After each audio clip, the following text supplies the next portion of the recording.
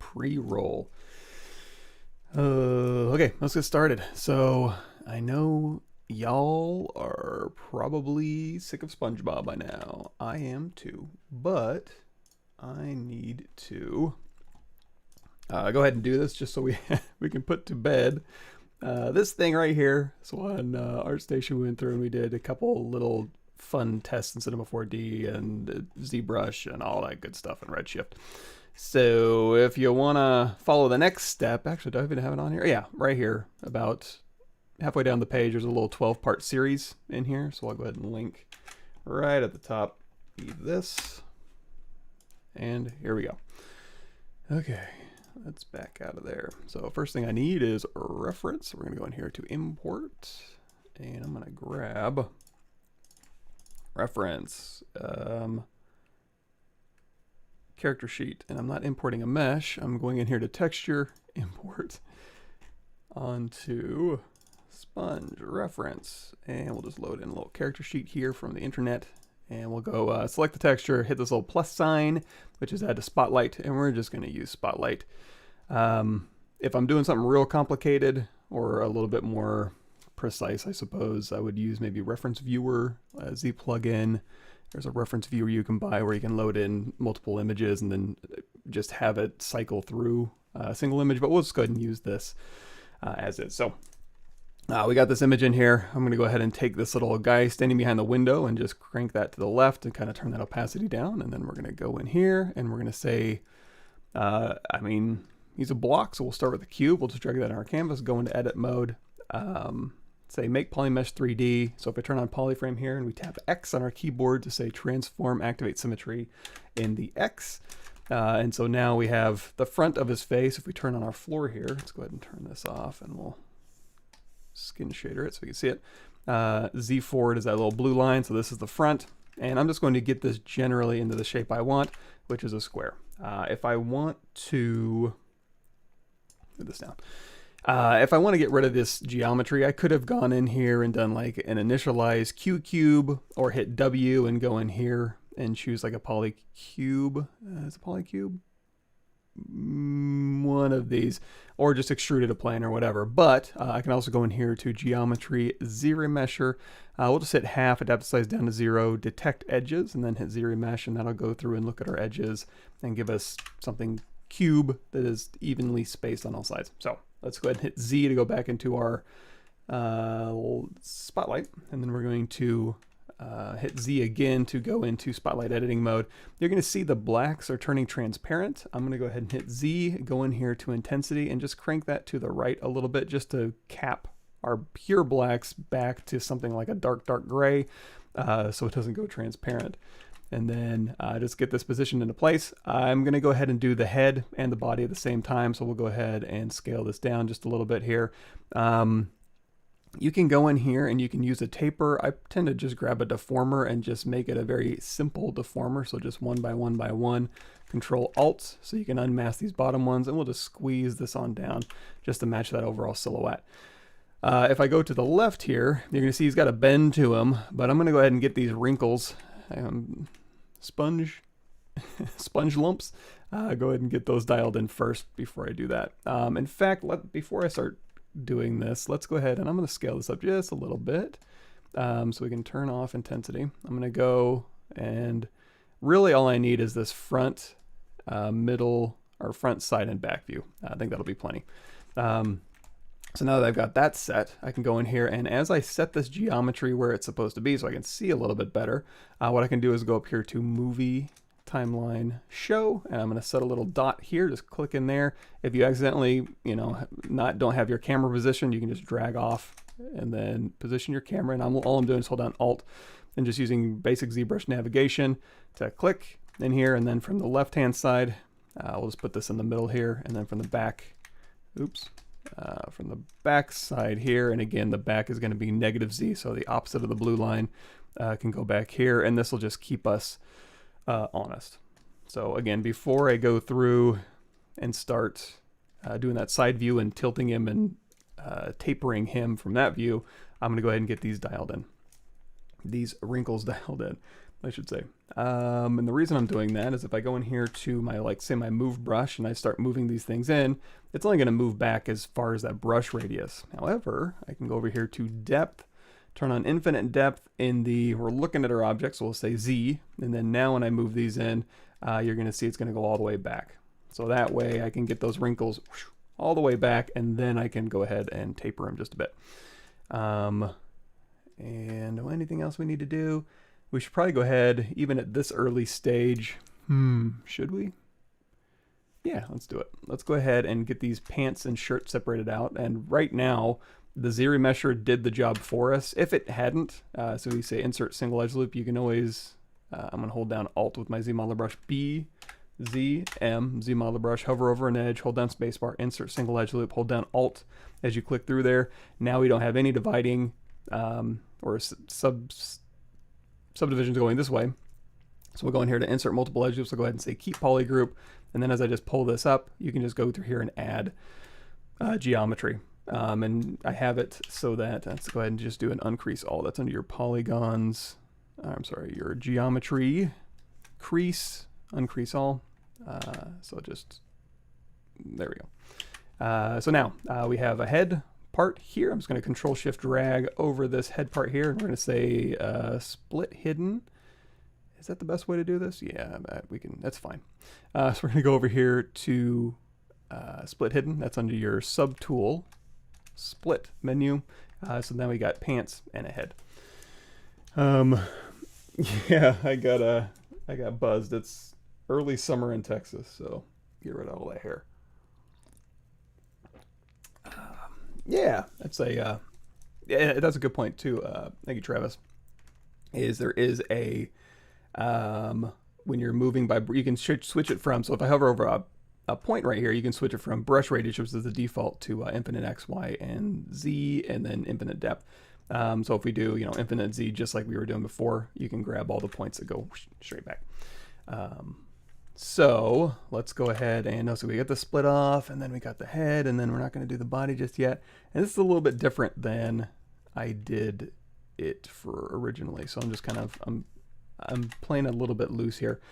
So now we have, let's go ahead and turn X symmetry back on, and then we're going to go through here, and I'm just going to put in these divots again with infinite depth put on. So we're going to go through here, and we're just going to kind of, we can't really match those ones, can we? We can go through here, match some of these, but we may need a little bit more resolution to kind of dial these in. So what's a good way to get more resolution? We're going to go through here, and we already have, when we ZRemesh, we have polygroups on all sides, but when we split this bottom part off, we have a big hole in the bottom. I'm going to turn off my floor here. So what's a good way to close that hole? Actually, now that I see this, what we could do, let's do this. I'm going to hold down Insert and just get rid of all these lines here, because number one, we can dial in more lines without having to just do a straight subdivide, and number two, I can go down to the bottom here. We can say bridge edges, and we can just bridge this edge to this edge, and now we've got that hole closed. So now when you hit Shift Z, I'm going to use the arrow keys to kind of put me back to my movie timeline camera view. And now we can go through here. So we've capped the bottom, and now we can go through and say, okay, let's try this again. Insert multiple edge loops, keep polygroups, because why not? And I'm going to go through here and see if I can't get a high point and a low point for every single space, and I think that might work. And then I'm going to go through here and do the same thing. So it goes down, and then it goes up, and then down, up, down, up. Oops, that'll work. So something like this. So now I've got enough resolution to go through here, again, with infinite depth, and just say, okay, go in here, and just kind of match that kind of, again, sponge lumps, I guess is what you'd call them here. I matched on the left side, doesn't match on the right side, that's okay. Close enough, right? And then his head goes down a little bit more, so we're just going to kind of, and it looks like his lumps are a little looser on the bottom. So good enough. So now that we have that, and we've done our infinite depth thing, so now it goes all the way back here. Now we can go to the side and start dialing the rest of this in. So let's go out of solo mode here. And again, we got our front view, and we might need to bring this body in. And in fact, since the body is so simple, let's go ahead and simplify this body a bit. So I'm going to say insert single edge loop, hold down Alt, and just go through here. I always leave the middle one because we're working across X symmetry here. So again, hold down Alt, and we'll just get rid of all this extraneous body points. And you know what, we'll go ahead and scale this in just a little bit. That kind of matches this body here.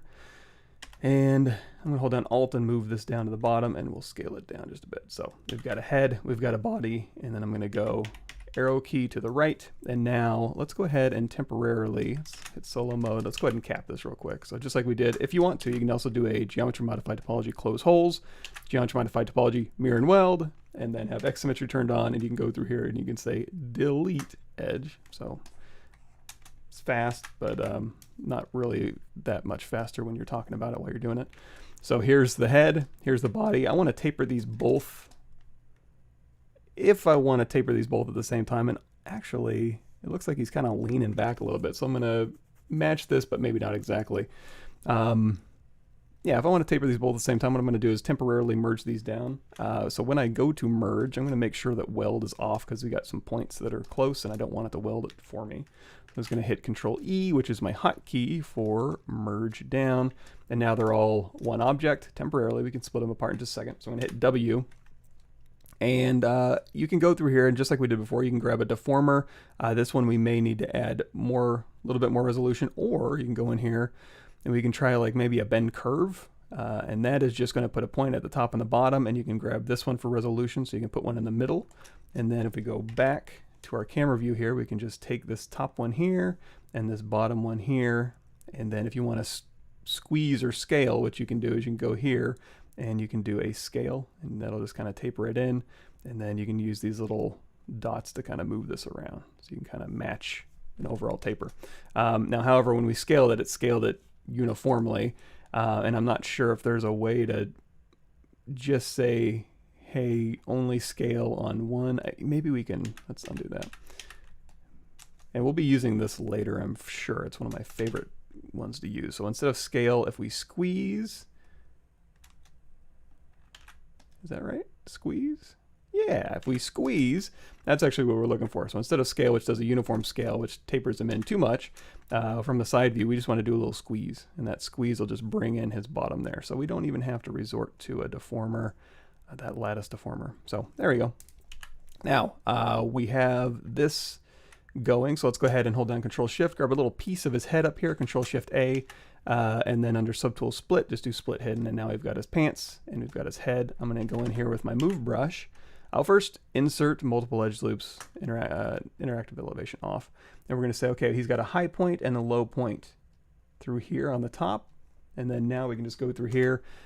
We can turn on infinite depth. Now we're in the X direction because Z is looking at it. X is side to side. So we're going to go through here and we're just going to kind of move these down.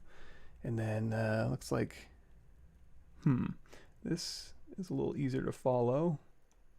Something like, yeah, it's a little weird there. And then, and again, this doesn't have to be exact. It's a sponge, so we'll get it close, but maybe no cigar.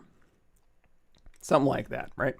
So now he's extra lumpy across all his surfaces. We may have to smooth some of that out on his face, but I think we're okay. And then over here for the body, we're going to Alt tap the body here, hit W. I'm going to move this here, set this pivot just by holding Alt, and now we can just kind of squeeze this in a little bit. So now, generally speaking, his body's in place and his head is in place. So now let's go back here and let's talk about how we want to smooth this out. Or do we want to just keep blocking him out? Let's keep blocking him out. So for the bottom here, we're going to turn on X symmetry. I'm going to go into I have a custom menu with a bunch of different types of cylinders. You can just go into BI, brush insert primitives, and just grab a cylinder out of here. By the way, if you're new to ZBrush, let me just walk you through. So ArtStation is probably a little bit easier to look at. So here's the intro to ZBrush. This is like 50 videos that'll get you up and running in ZBrush. So check that out for free. And then right next to that, with all these little folded down pages, is ZBrush 2022 through ZBrush 4R8. So this whole block right here is basically intro to ZBrush and then going from 4R8 all the way to 2022. All the new features, tons of videos in here. All you got to do is click, go to the upper right hand corner, and there's all the new features for that release. So with that, copy, post. You can supplement that on YouTube, as well as if we go in here to my playlists here. There's a whole bunch of playlists in here that we've worked on. The latest one is the Spongebob Soft Bodies in Sim 4D. And what was I looking for in here? Oh, we're streaming, right? So here's the live stream. Look for the big blue genie, and there's the live stream, all the videos. So here's all the playlists, and then specifically, here's where all the live streams end up, unless I've messed something up. Yeah, it looks right. The last one we did, I guess, was the ship in the bottle. So check that out. Cool. Yeah, we'll do Patrick too. He's easy. I'm doing fine. Thanks for asking. How to be way better than you for real. That's easy. That's the easiest part. I don't even practice that much. So if you just sit and practice, you will be better than me in no time, I promise. Approach sharps. How to approach a sharp to smooth edge transition like what you see in cars. I would sculpt it first and then rebuild it. You can do like various, what would it be called? Variant radius fillet and stuff like that. I think I do have some information on that on, I think I'm on Twitter or something stupid, but yeah, that's not a real fun one. Usually if it's a really tricky shape, like going from a really soft to a really creased edge, I will use sculpting tools to get it in the ballpark, and then I'll go and put my edges where I need to based on that.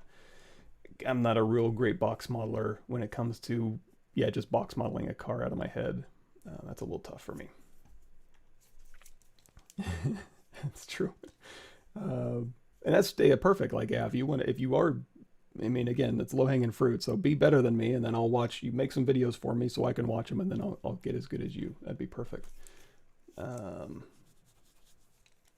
Any course for Maya? I think the only thing I have that goes in-depth in Maya is the Mechanical Skull series. That's on Gumroad. Well, half of it's on YouTube and half of it's on Gumroad.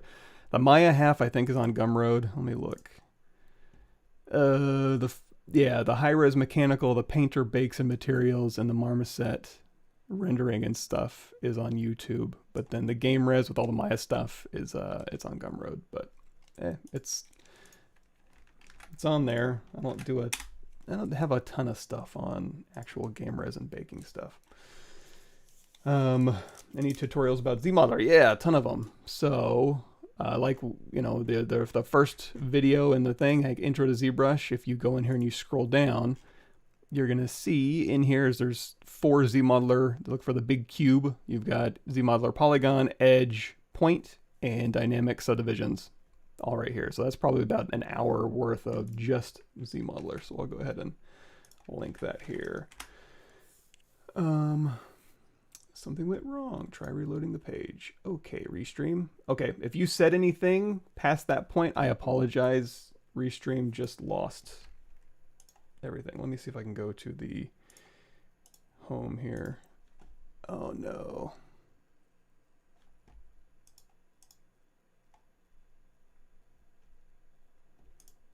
Hold on. Let's see if I'm even streaming anymore.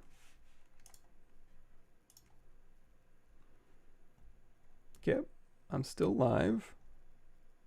All right, I don't care about Facebook, so we'll just turn that off.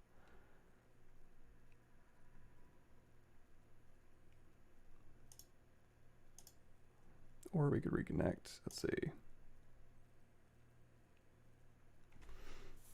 Sorry, I just lost my chat. All right, we'll go back. Can I just get through chat in here? Because I gotta turn this off. Okay, let's try this again. Restream chat. Okay. Okay. Everything's back. Sorry about that. If you said anything, I apologize. Repost it, and I'll get back to it. Restream crapped out on me. How to bevel cubes 4-corner using ZRemesher. Like if you have a... So if I go through here, so if I just duplicate any of these off, I can duplicate it, and I can go down here to Q cube, and I can just hit Q cube. And now I've got a little cube in my scene. You're going to see it has polygroups on all sides. So if I go in here to geometry, or what am I looking for? Crease. Bevel, just hold down Control, and you can put bevels in between all polygroups, and that'll be your 4-corner bevel. Create a curve following a mask you just created. So if I hit Control D a bunch of times and then say delete lower, let's go ahead and hit Control W, and let's go in here to slice. So we've sliced through here. You can go and you can say stroke, curve functions. We can frame our polygroup border, and then you can go in here to BI brush insert curve, IMM curve brush, grab a bracelet, and then you can just go across there. So really, if you can just get something to frame your object, you can do that. So if you want to do masks instead, they might be a little messier, but you can go in here to say mask lasso. So this is our mask path. In order to make this a little easier to follow, you can go in here to geometry, edge loop mask border, and that will at least get you a string through there. I would actually go into deformations, maybe polish by features a little bit just to smooth that out. So then again, you can go through here and frame your mesh and then put your IMM brush along that mesh. I mean, if you don't want to do that, you can still, basically what I think you would need is a polygroup, so you can just hit Control W. Still gets pretty nasty if you needed to clean this up post. Mask by your groups feature, and then Control Tap to invert, and then again deformation, polish by features, just to get you a semi-smooth line at least. So, I'm assuming you don't want an aliased line that you want it to follow. It will follow an aliased line, and then you can go through here and just say again frame, and then tap, and there you go. Alpha is worked at some point, but when you press shift while using a standard brush with drag rect mode in alpha, it snapped to the alpha to 45 degrees, but now when I try and shift, there's nothing. Is it setting somehow? Let's see. So we have an shift while using a standard brush. So we've got a standard brush. We're going to clone off, and we're going to use drag rect with an alpha that we can tell the direction it's going. So we'll do an arrow, and then we'll turn off. And we can leave this on. We'll just turn off our lines, and then hit Control D. That's weird. Interesting. Okay, so anyway, we have an object here, and we're dragging on an alpha. So, I'll drag rect. So mask lasso should be lasso stroke. We'll switch over here to mask pin. Mask pin, we'll go into drag rect, and we'll do an arrow. So if we mask here, and we'll take our focal shift down to -100. Oh, we're not doing masking, so just standard brush. That new standard brush we created. So if you hold down shift, it would snap. Snap to 45 degrees. I'm not sure what would constrain that nowadays, if they changed it. Snap. How can I get drag rect to snap? Drag dot's not going to do it.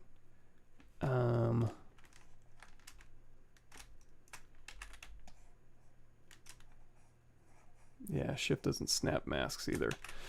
I'm not sure about that one. I don't have a real good question or a good answer for that one. Deliberate practice and strategy practice, which is a big thing other than tech skills and movies. What do you want to make? What do you want to get good at? If you make a lot of nostrils, you're going to get really good at nostrils. So do deliberate practice on nostrils, and you're going to be a nostril master in no time. Cool. I don't know what background you're talking about. So be more specific, and I mean, if you're just talking about my smooth background for video compression, it's just under document, take that range down to 0. Cool, yeah, sorry about that. I wish I had a better answer. So we have our thing here. We got our chat back, so we can move this into place. And okay, let's just keep logging this thing out. So again, I'm just gonna go into my custom menu that has a couple cheap cylinders on it. So these are cylinder 12s. I'm gonna go down to the bottom of my object here. We have X symmetry turned on. Let's turn on line so we can see where we're at. Yeah, and X symmetry is turned on. So just tap X and that automatically activates symmetry in the X. So we're just going to grab some cylinders out of here. I'm going to do a quick split mask points and then hit W. So we've got two objects here. And if I go through here and I start scaling these now, they're going to kind of go away from the world axis. I'm going to turn on local symmetry. So we have our LSym, our local axis here. So we'll get back in here and we'll just put in our little pants here. And if I want to scale these down, if I do a uniform scale, it'll certainly work. But you can hold down Alt and go in this axis, and that'll just scale it. Let me show you what it's doing. So here's a uniform scale. It's getting bigger in all axes, but you can hold down Alt on one axis and just scale it so that the width doesn't change, or the depth, or however you're looking at this object, doesn't change, but the other two axes are changing. So that's a good one for cylinders here. So we'll just move this over. I'm going to go ahead and reset this to world so I can just move it over just a little bit here. And now we've got his pants in place. Now these pants kind of flare out, but luckily the geometry is nice and simple. So instead of doing like a deformer or something, I just hold down Control Alt. Oops. We'll go alpha off, back to our dot stroke for a mask pen. So Control Alt to unmask the bottom of the pants. I'm going to go to Unmask Mesh Center, and then again we'll just kind of flare these out just a bit, holding down Alt here, and there we go. We got our flared pants. For legs, we can just, and it looks from the back view, yeah, you know what, I did inherit, I said I wasn't going to, but he is going to kind of lean back. You know what, we'll just kind of match that. For the legs, let's go ahead and just, again, I'm just going to go to the bottom here, and we'll just do it's going to be a thin one. Don't need a ton of resolution, so we'll just do a cylinder of 8. I'm going to pull out and then back in. That'll give us a thin, long cylinder. So if I go through here and say split mask points, and then we go back, we can just say, yoop, and get us back into this mode. Now, just like we did before, we can hold down Alt and just kind of squeeze it along that axis. We'll move this back just a little bit here, and then we'll turn off solo. So now we've got our legs. And then I guess same thing for the arms. Let's go ahead and, you know what, we can just hit W, Control drag out these arms here, and that'll go ahead and put that arm there. And then for the hands, what we're going to do is we're going to do a little bit of trick stuff. One of those, let's go ahead into our brush, and we'll just grab a, you know what, let's grab a 32 sphere, because we're going to be Booleaning this, I believe, if I'm not mistaken. Just kind of thinking ahead a little bit, so we'll move this arm back a little bit. And you know what, we'll even scale this arm down just a tiny bit in that axis. Again, hold down Alt. So on the top here, we don't need the arms connected to the legs, and when we did the insert, it went ahead and masked them for us. So we could just do a quick split mask points under your subtool split menu.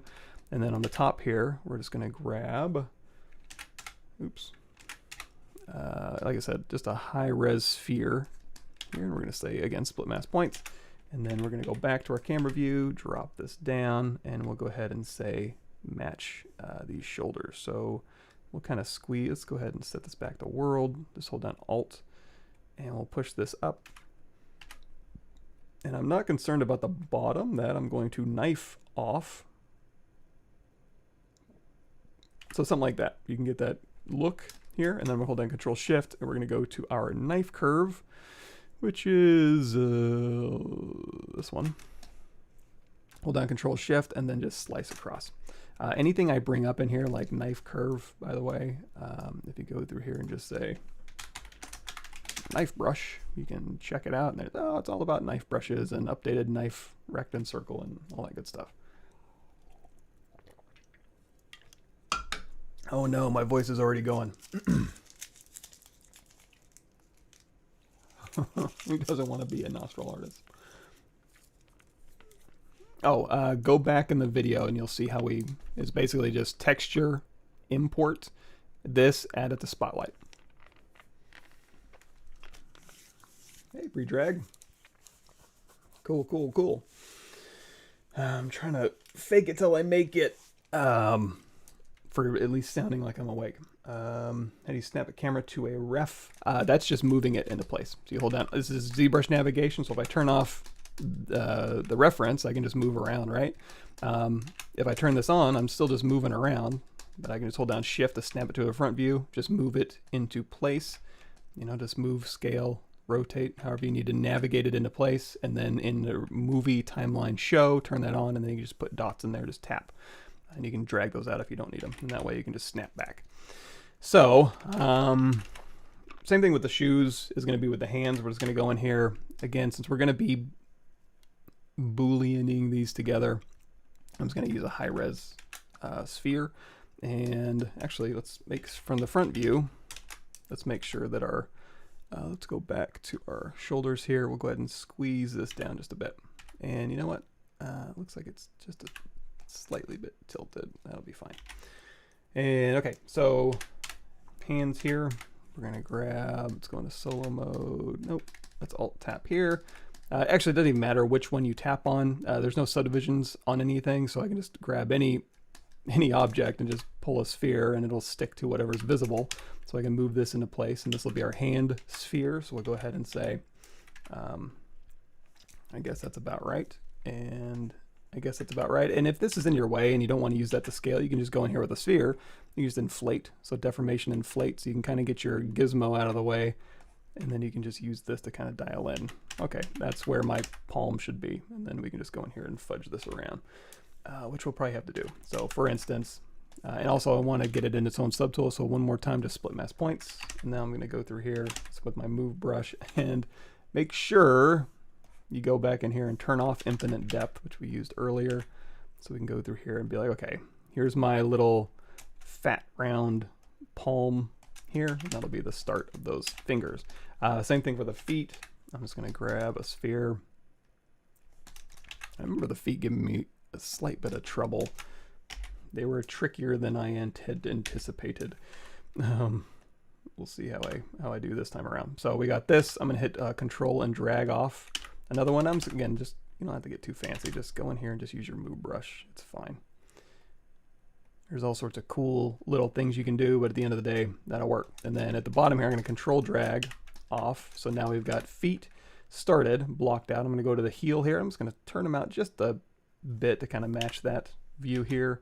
So when I go to this view, you can kind of see the feet are working. Now, if I hit P to turn on perspective, you're going to see it, you know, even with a flat foot from the side view, it works fine in this view. So I'm going to not use perspective.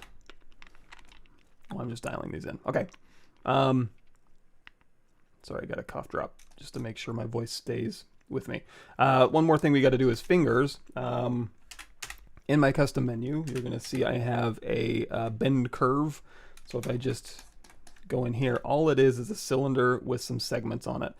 So if I just drag that off and say split mask points, I've got a cylinder. Actually, let's go ahead and say, let's redo that. So here is my, hold on just a second, split, and then I'm going to say, hold on, delete hidden. And then we'll just delete this out of our same. So one more time, because this is important. We've got a cylinder. We're just going to pull that onto our object here. I'm going to say split mask points, so it's just by itself. I can hit W. It's going to be conformed to the axis of this object. If it's ever off, it's not a big deal. Just Alt tap, you know, down the cylinder. You can even put it in the middle if you want to, just that little teardrop. And then we can go through here and get it generally into place. However, I'm not going to match the reference in this case because it's going to stick the fingers together possibly when I start Booleaning these things. So I'm going to kind of spread them apart just a little bit, but we are going to give them a little bit of a curve. So again, if we need to go down the axis here, just to find the axis point, we can go in the middle of that axis if we want to. And then I can hop in here to my most loved bend curve. So now we have, from our previous usage of this, we have the 3 points, and now we can go through here and just, you know, kind of dial these fingers in. Let's go ahead and go to our side view here. You know, that's about the right length. It's just not quite fat enough. Of course, we can go in here and do a deformation inflate, but if you want to do it, I guess in a semi more controlled way, we can go in here to group by normals and crank that up a little bit here. So now we can go through here and you can say UMesh, polygroup all, start meshing, but then hold down shift, and that'll pull, instead of doing an actual mesh with divisions, you can go through here and hold down shift and just pull along those surface normals. There we have a finger. So let's turn off solo mode. Let's go back into just plain old gizmo. And then now we have a finger here, which is fine. So we've got one finger on here, which will work, and then I'm going to control drag off another finger. He's got 1, 2 fingers.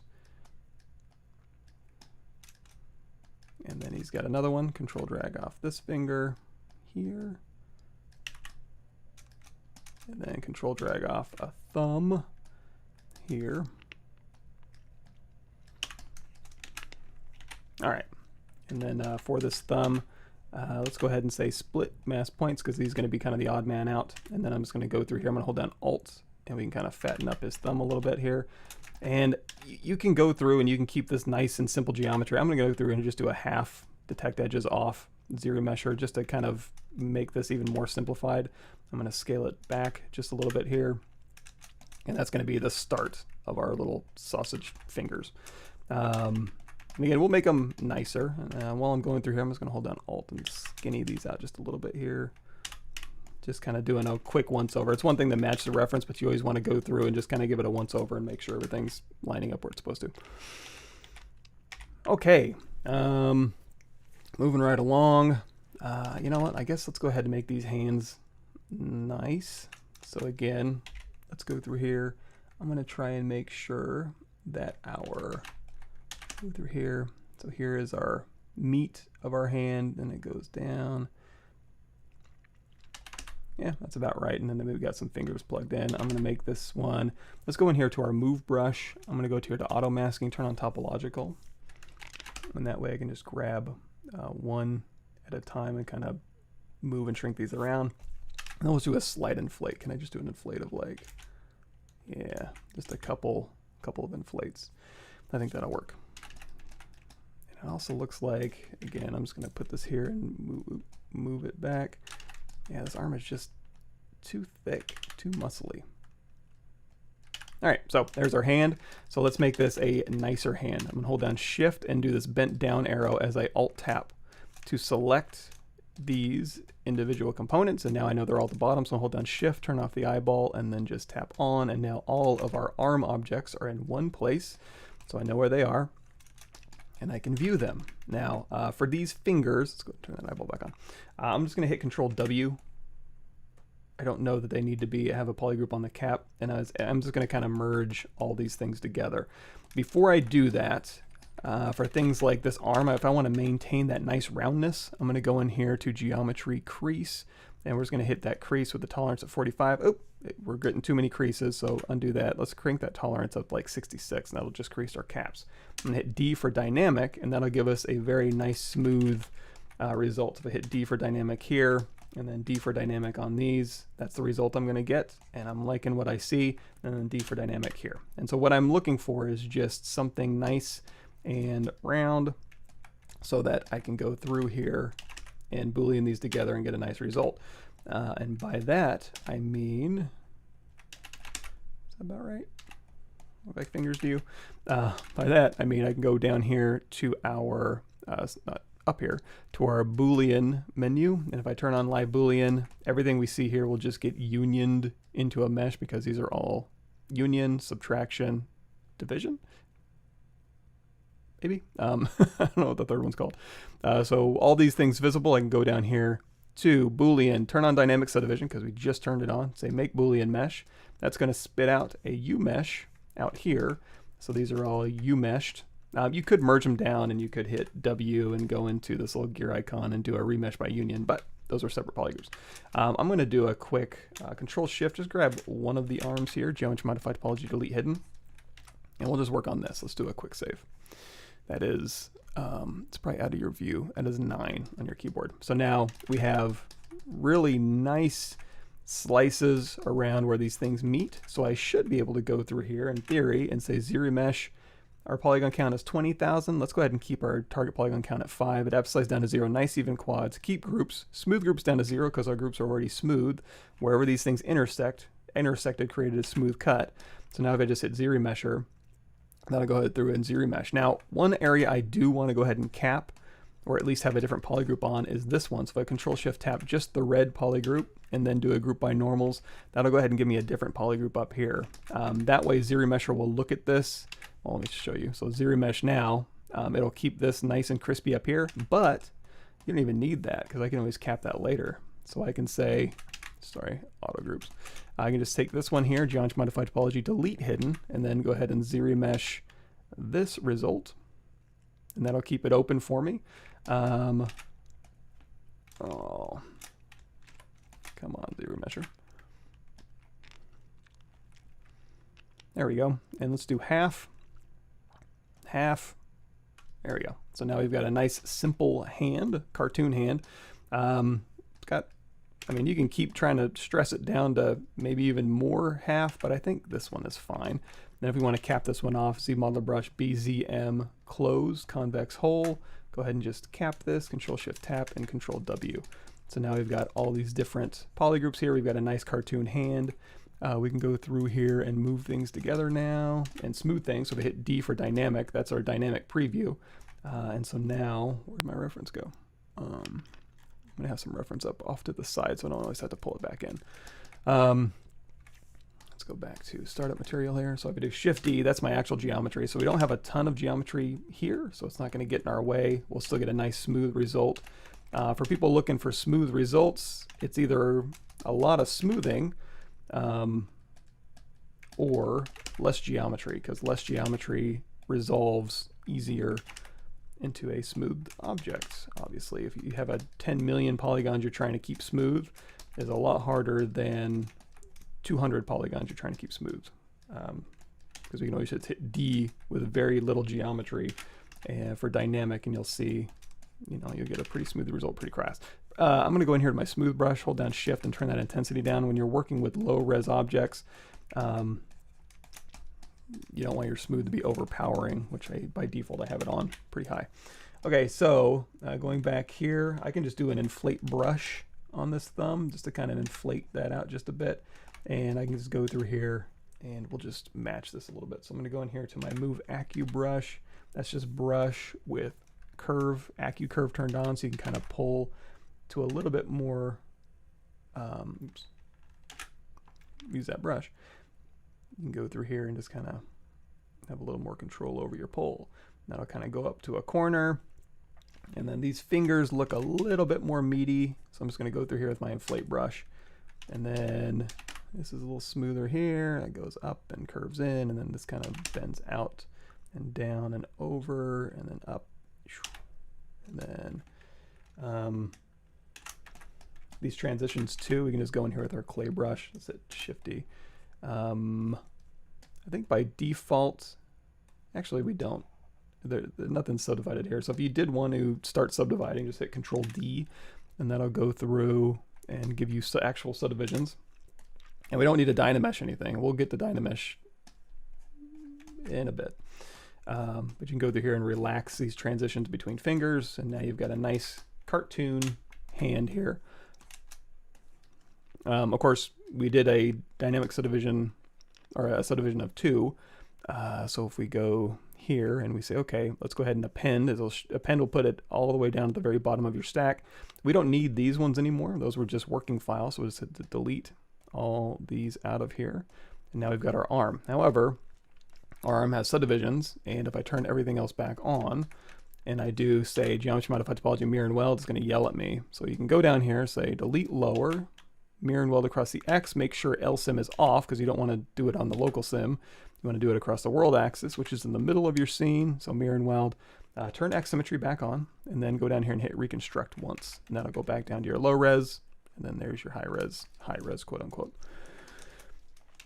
So we've got a hand here, and we can always pose the fingers out later. And we got boots and stuff. Cool. Well, thank you. I have not checked that out. Oh, gotcha. That sounds interesting. We're just making SpongeBob this morning. Let's see here. Okay, I think we're in pretty decent shape. Now it's just a bunch of, matching stuff. And luckily most of the stuff on him is pretty easy to match. Speaking of, if we go back here, for example, we got these pants. And I'm going to turn on polyframe here.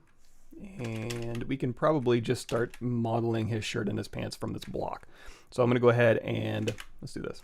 Insert single edge loop. We're just going to put a little edge right where that shirt and pants line is, and then we'll just match here. If you need to scoot these along, you can do slide edge loop complete, and you just slide this edge around here, but I'll keep it,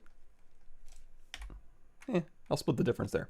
So now we've got the shirt and the pants, and then we got the belt coming up. So let's go ahead and do this. Let's say,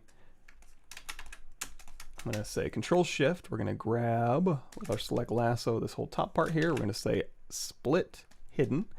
If you want to see both sides, you can turn on double, which is underneath your display properties way down here. Double and flip is down there if you get weird normals, but I generally tend to have double off unless I want to just really quickly go through here and say bridge edges here, and then I'll just turn double back off so I don't get confused. I'm easily confused. And then I'm going to use the arrow key to go down to the next subtool. We'll do the exact same thing. We just double on, bridge, and then double off.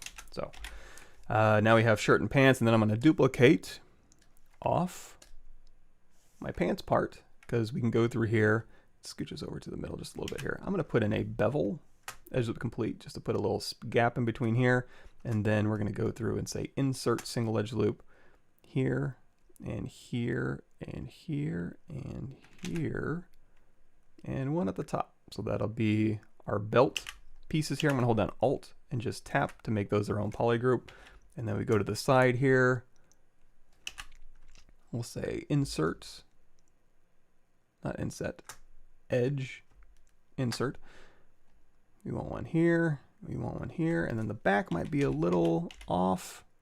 Yeah, the back we'll do separately, it's not a big deal. So here's our belt pieces. They're all white polygroups. So I'm going to hold down Control Shift and drag, and we'll just isolate, just Control Shift tap all of our other polygroups to get rid of them. So now geometry, modify topology, delete hidden, and now we've got our little belt loops. We can go through here. We can say, UMesh, polygroup all, pull out a little bit of thickness there. And then if we go out of solo mode, we can Alt tap our pants again, duplicate this one off so we can get the back side going. So again, we'll just kind of push this into place, and then we'll go through here and we'll say insert single edge loops for the back. Here and here. Let's go into solo mode so it doesn't mess us up. U, hold down Alt. There you go. And then, yeah, let's get rid of all the other polygroups here.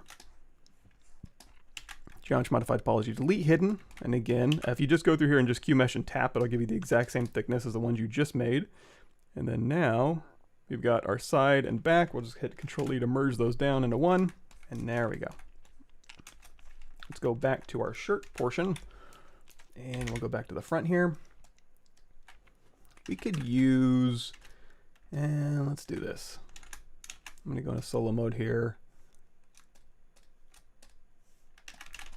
Let's Alt tap our belt loops. Let's just turn those off temporarily because I'm going to draw on our little tie, I think. So let's go in here to BTO, Topology brush, and then we can literally just go through here.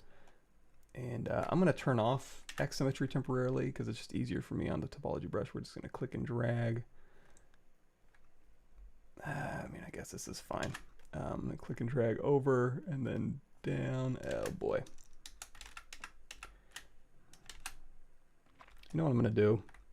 Just because this is just a little too small for me to work on, I'm going to do a quick merge visible, append. I'm going to grab our merged visible subtool down here, go into solo mode, and I'm just going to grab these two pieces here. Control Shift, here, Control Shift A, Control Shift Alt, Control Shift A, Control Shift Alt.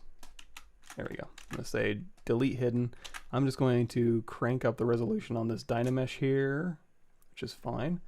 Because what I'm going to do is I'm actually just going to paint on here to find out where these things need to live. So I'm going to hold down, BPA is your paintbrush. It has RGB turned on. Let's turn off light Boolean. So now if I go through here and we go into our brush settings and we go over here to our samples, turn on spotlight projection, you can paint through Let's go ahead and turn on X symmetry. You can paint through your object here. Let's scooch this into the middle a little better. There we go. So now we can literally just paint on this object where these things need to go. And now we can use, if we go BTO for a topology brush, I'm going to turn off X symmetry, and you'll see why in just a second. Now I can go through here and be like, okay, we want a collar. I'm going to go across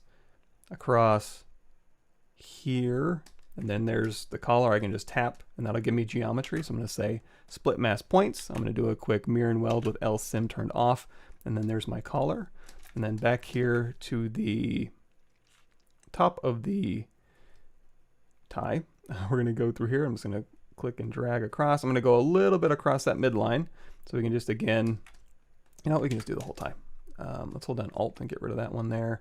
I'm going to go, again, just a little past that midline, and then we'll just go from this angle out, this angle down. So we have a tie. I'm just going to tap off, Geometry Modified Topology, or I'm sorry, Subtool, Split Mask Points, Geometry Modified Topology, Mirror and Weld across the X. Go in here with our Move Brush, tap X Symmetry on again, and now we've got our tie. Let's go in here to Uncrease All. Under your Geometry Crease menu is Uncrease All. So now we have our collar, and we have our tie, we've got our belt, and we don't need this placeholder anymore. That was just for me to paint on, so let's go ahead and delete that out of our scene. There we go. So now I think my legs, let's see, snap this into place here. My legs are still looking a little bit thick. Let's go to Unmesh Mesh Center. Now let's go through Alt Tap here, Unmesh Mesh Center. Go back to my view. We'll scoot it over to the side, and we'll say, hold down Alt and just turn on LSim now, and just squeeze just a tiny bit down. For socks, that should just be a simple matter of duplicating this entire thing off. We can go through here, and we can say Insert Single Edge Loop where that sock line is. Oop. There we go. So we can just go through here, hold down Control Shift and Alt, Geometry Modified Topology, delete hidden, and then close convex hole on the top here. Wait, here, well, there we go. Okay, good enough. And then again, you can hold down W and hold down Alt and just kind of scale along just that axis. Or if we go through here, and again, we'll do a group by normals, max angle up just a bit, Geometry Modified Topology, Mirror and Weld. Again, you can go through here and say QMesh Polygroup All, and then just hold down Shift and pull along that surface normal as well. Still look a little bit thick, but we can always adjust that here. All right, so now we're going to get to the tricky face part. So this has been so far just real low res geometry. You may want to keep this around for some reason if you wanted to go and, you know, use this as a start of a game res or just something to fall back on, I suppose. Let's go ahead and fix this arm just a little bit, squeeze that in. Oh, same thing for here too. If you want to go through, since we have a polygroup on all these sides, let's go here, ZRemesh, X symmetry shirt on, ZRemesh half, keep group, smooth groups down to 0, just hit ZRemesh, and then just get, you don't need a ton of geometry for these things, so just get them down here, perfect. And again, if you want to recap these bottoms, just Control Shift, Geometry Modified Topology, delete hidden, and then go back and close convex hole. Now I'll go ahead and cap those for you. Okay. Now on this one, we can keep this all one object, but this is going to be, it's a tie, so it's going to be kind of pumped out a little bit. My inclination is just to say, you know what, you should probably be a separate object. I'm just going to split this off. I always work separate if I can. So split hidden, again, double turned on, and then we'll just quickly bridge edges here. Boop, boop.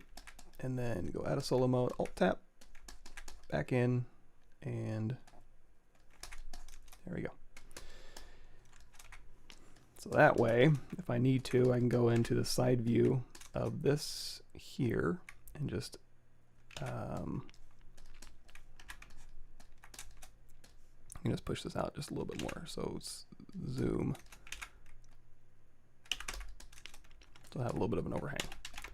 And back to the collar here, X symmetry turned on, and we can dial that in wherever we need to. So now the face. I think the same thing we did with the tie and the collar, we're just going to paint on our features. I think that'll be the easiest. But let's get this a little bit closer. So I'm going to hit D for dynamic, and you're going to see we lost quite a bit. Shift D. So what I'm going to try, let's see if we can do this. I'm going to go through here with a crease tolerance fairly low at like 17. That'll get us most of the way there. And then I'm just going to go through here and we're going to say crease edge loop complete on anything it missed.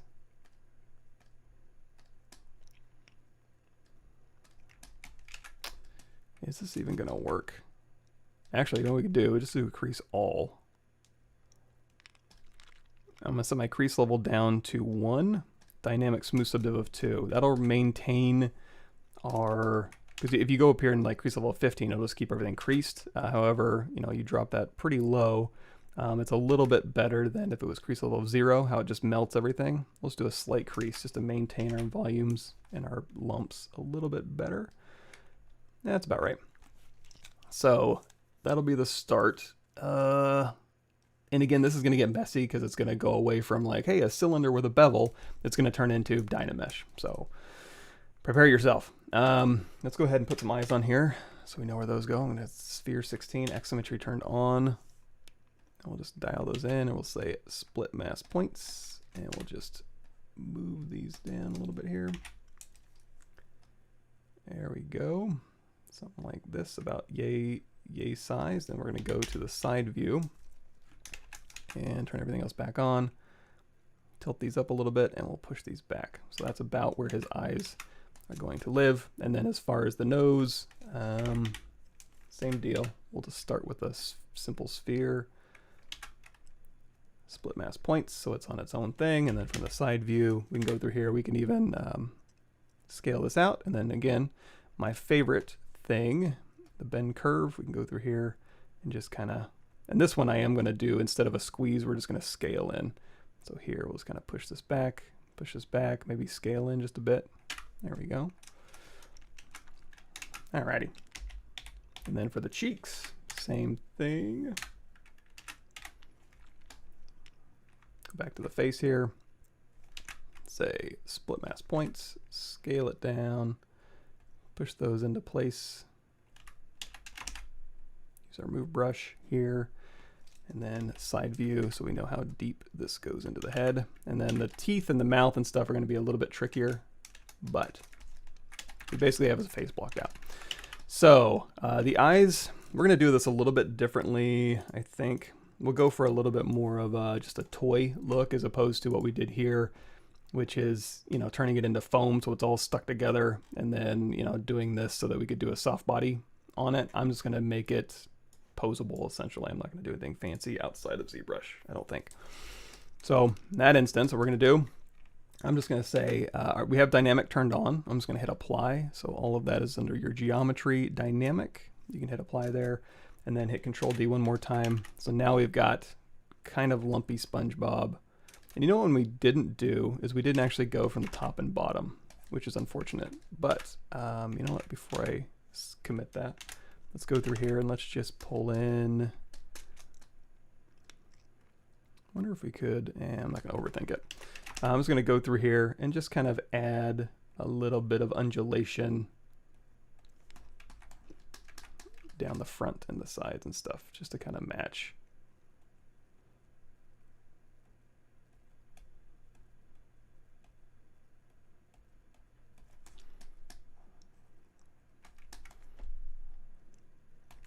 Because if this dips down, I just assume, yeah, so when we did the whole, you know, infinite depth, you could do that on a cube before you do anything, but you can also just kind of go in here and just move stuff around. That's fine.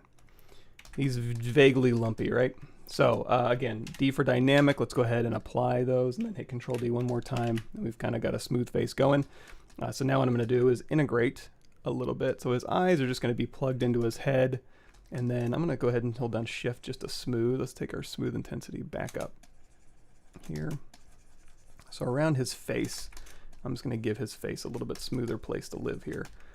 And then for the nose, as it gets plugged in to his head, I got a little bit thin. Let's go in here to inflate brush.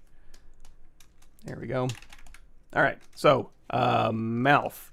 Now that we have plenty of geometry here, and you could use Dynamesh for this if you'd like, I'm just going to go to the front view here. And again, we could, if I go into solo mode, Let's go in here to our BPA brush, and then down here under samples, spotlight projection is on. We have X symmetry turned on. I'm going to get this as close to center as I can, and that'll clue us in as to where all these features generally need to be. Let's go this side. Okay, so that's where his features are. So I'm going to go in here with my, you know what, let's do damn standard 02. You can download that from the internet. I'm going to go through here and just kind of carve in where the mouse should be. And if I want to, I can go in here to render fade opacity. We can just fade that opacity back so we don't get overwhelmed by our Polypaint here. So again, we have our mouth carved in here. Teeth we can do in just a bit. We can kind of just indicate, you know, that lower lip if we want, and then the cheeks are separate. So there we go. But from the side view, you don't see it. So you can hold down Alt, and you can pull up with this. And if you don't have the damn standard 02, you do have damn standard built in. So you can just go to your Damien standard brush, and then just hold down Alt, and you can just kind of start pulling up a ledge, kind of like a little Simpsons lip over here. So if I go to my clay brush, turn off RGB because I don't want to paint with it, and we'll just kind of fill out this upper lip just a bit here. And then for the lower lip, same deal. We'll just go through here with our standard brush. Easy enough. And just kind of bump that out. So now if I go into the side view here, you'll see we're starting to get, you know, a little bit of that lip showing up. So we can go through here, and let's kind of pull these out.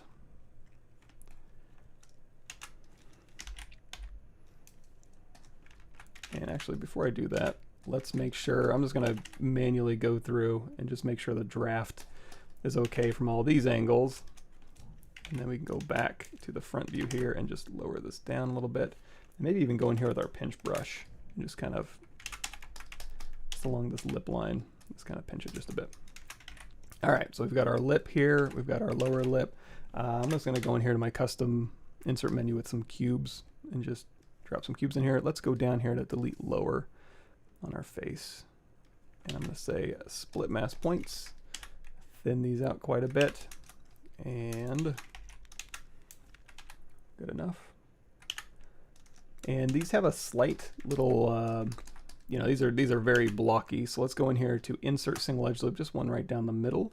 Let's go back to our fade opacity so we can make that look normal. There we go. And then Control Alt W, smooth this down a little bit. So now if I just ran a crease on this one and then hit D for dynamic, and we'll do a crease level of 2, smooth so div of 3. Oops, crease this, didn't it? Crease, edge loop, hold on, Alt. And let's take this crease tolerance back up to like 39. There we go. So we got a nice smooth tooth transition. We'll go ahead and scale this back and push it out. And now this will be where our teeth live, and then the lip, we'll go ahead and move this down just a tiny bit. Okay, eyelashes, same thing as the fingers, I guess. You know what, we'll just do a simple cylinder, maybe a cylinder 12. Just go in here, pull out and pull back, and we'll just say split mask points so it's on its own thing. And then we'll go through here and do our bend curve, and we'll just kind of, oops. We'll just kind of bend these things if I can. What is it? Oh, really?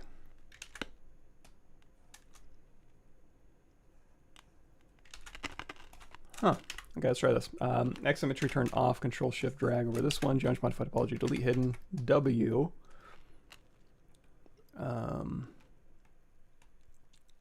Bend curve. Oh, you know what? I'm stupid. This doesn't have any divisions on it. So insert multiple edge loops, keep polygroup, and we'll just kind of add some geometry in here. So now, now when I go in here to bend curve, I'll have something to bend. Makes sense. And then we'll go ahead and scale these down considerably. So back to our gizmo. Yeah, we'll scale down in this axis. Push it in, and that'll be our eyelashes. So W, Control drag off, rotate, Control drag off, rotate. And then quick mirror and weld, LSIM turned off. So it'll go on both sides. X symmetry on. You can hit D for dynamic if you want to smooth those out a bit. And moving right along. Yeah. Yeah. Okay. So let's go ahead and turn off Polypaint. Just hold down Shift and turn off the paint here. And we can say, okay, he's coming right along. Let's do Shift Z. Let's get him back into place. Let's make these eyeballs, they're not going to be painted on. Let's make some real eyeballs here. So I'm going to say rotate these eyes. Let's turn on LSIM so that the polarized caps are generally where the pupils should be. Come on, get in there. Boy, he's like cross-eyed. Here. Wowza. Let's go ahead and scale these up just a little bit and move them apart. Okay, so a little bit down, sorry. There's our eyes. So now let's go out of, let's grab Skin Shader 2 so we can see a little bit better. So I'm going to say, okay, this is the whites of our eyes. Let's go through here and I'm going to say slide edge loop complete.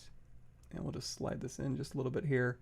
And that's generally the color part of the eye and then the pupil. Good enough? Yeah, I think that'll work. So let's construct these eyes a little bit. If I do this in and do that flat, yeah, I think this will work. So this, hold on, Alt, I'm just going to paint these two areas here. That's what we're going to replace here. So we're going to say Control Shift Tap this white spot and then Geometry Modify Topology delete hidden. We're going to go through here and like we did a long time ago, we go down here to display properties, flip, we can flip this around and then we're going to say close convex hole and then just kind of pull in a little bit. This is kind of scallop in a little section. So if we go back and flip our geometry, we can hold down Control Shift, Control W. So now that'll kind of bend in a little bit and then our color, that should still line up. So we've got our eyes. I'm going to go ahead and do a crease PG, which is our polygroup. Hit D for dynamic. We'll do crease level of 2, smooth subdiv of 3. Good enough. And then we're going to go ahead and put in the color of the eye here. So we're going to duplicate off this entire mesh. Control Shift Tab just the color, delete hidden. And then we can go through here and say UMesh polygroup all. We'll pull this in a little bit. And we'll say another crease PG. Hit D for dynamic.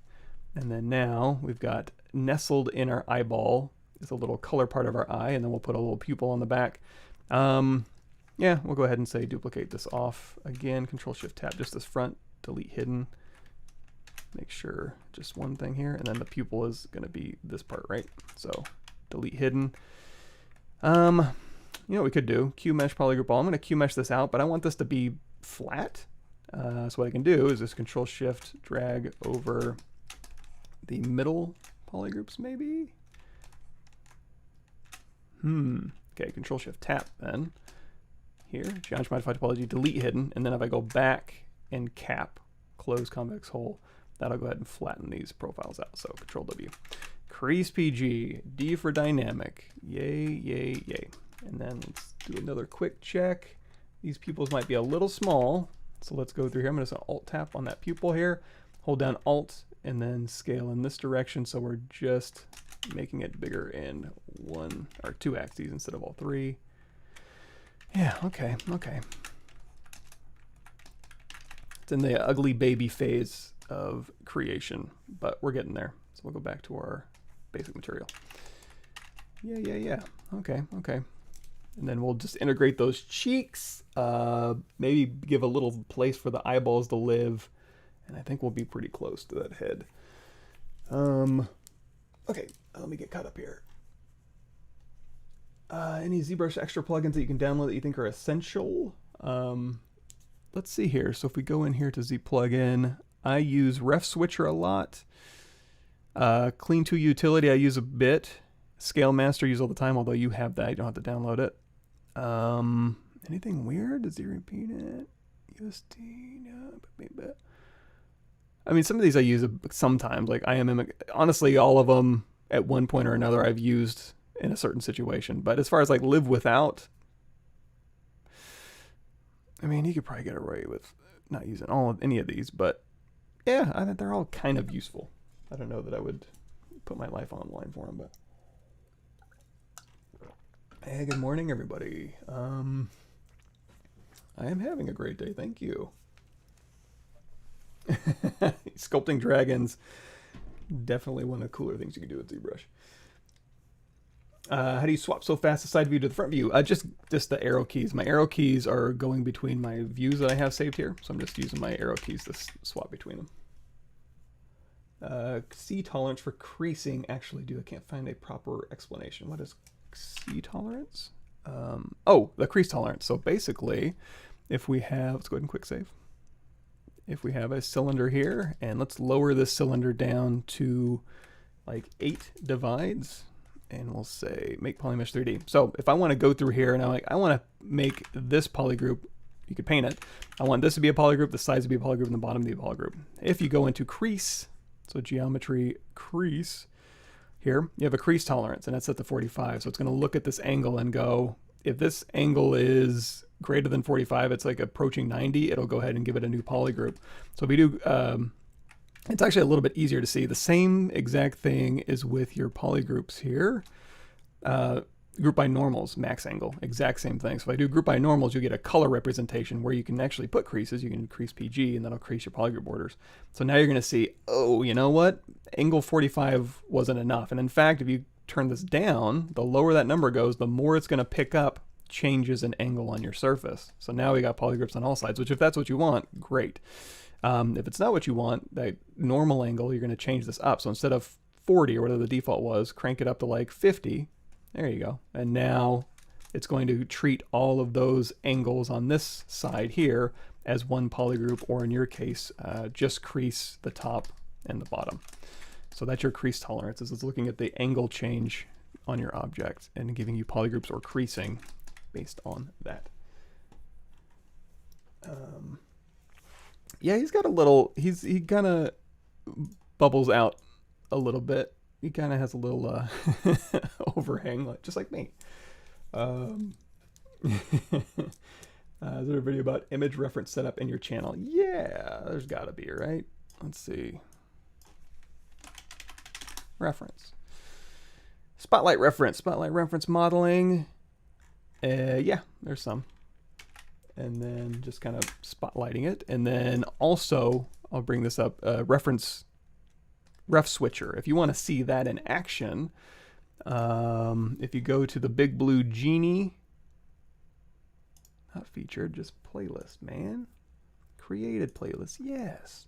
Down here underneath the big blue genies are all our live streams. And then we did a long time ago a Squid Game mask creation, and I used reference viewer or reference switcher. Yeah, so you can see me, like, instead of having a little image across, I can have a big image, and it saves your camera views and all that stuff I'm trying to see. Ski mask piping, matching reference. Ski mask geo. I don't know, somewhere in here. Loading anime head ski mask geo. Reference switcher plugin. Yeah, right here. Share, start at, copy, boom.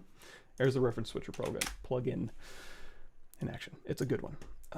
Okay, so let's go back and let's turn this off. And okay, let's wrap this up. So we've got cheeks, and what I'm going to do is I'm going to go ahead and merge everything in here together. You can Dynamesh and it's probably be fine. I'm going to hold down Shift and bent arrow and just grab these cheeks and put everything down here where I can know where they are. And then we're just going to go through here. I'm going to try and match, because what's going to happen is these are going to be together, and the cheeks aren't in front of the eye right now. So I'm going to go ahead and fudge it so that the cheeks actually come out in front of the eye. So when I go to that front view, you can see a little more of the cheeks, and then the side view I'm going to watch and make sure that it's not too much. It's not fighting too much. And actually these eyes, so let's go in here to move multiple, because it looks like my eyes, let's hold down Control Shift, go in here to select lasso. I'm going to grab all the eye subtools and just pull everything back just a smidge. Looks like those are getting a little too far out there. Yeah. And then the cheek we'll go ahead and grab in. There we go. Got a little cheek. That's the right distance. And then again, just gonna fudge it just a bit. Maybe even use our clay brush just to kind of go through here and just hold down Shift to smooth maybe. I'm just trying to get it to work so that from one view the cheeks are in front of the eye, but the side view they're not like outrageously poked out from his face. In fact, we could even, let's go in here to set this angle a little bit. I'm going to squash, say we have move multiple turned on. I'm going to grab all the eyepieces again. I'm just going to squash them just a bit in that direction just to kind of flatten them out just a bit. Just, they won't be perfectly round eyes, but that's all right. Something like this. Okay, so we still good. Ish. Close enough. So now let's merge these cheeks into the head. I'm going to say, you know, everything is again down to the bottom where I wanted it. I think we're going to have to dive into Dynamesh. I've been avoiding it, not for any real reason. So the heck with it. Let's go through here and let's just Dynamesh this head. And then since this is Dynamesh and it has a value in it, I can just merge this down and then control drag and it'll Dynamesh together. It'll inherit the Dynamesh properties. And now we have one solid piece. We can go through here and just do a little nice little smooth here. And then, so we need to get his little mouth built into those cheeks. So we're going to go through here with our Damien standard brush, and we're just going to continue this mouth line into the cheeks. And to integrate this a little bit better, let's go in here with our move brush and say, hey, when this cheek, you know, when you smile and your cheeks go up, they're a little more connected than that. So I'm just going to manually go through here. It's a little brute forcey. That's okay.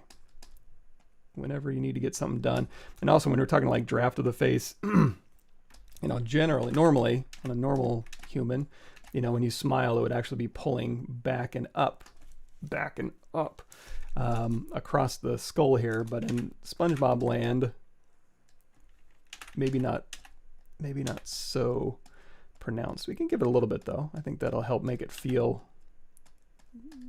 a little bit better maybe. So just kind of, but then again, those cheeks have to be in front of the eyes. So I don't know. That's more, that might be an interpretation call. I'll let you decide how much you want to do that. And we'll just pop these teeth out.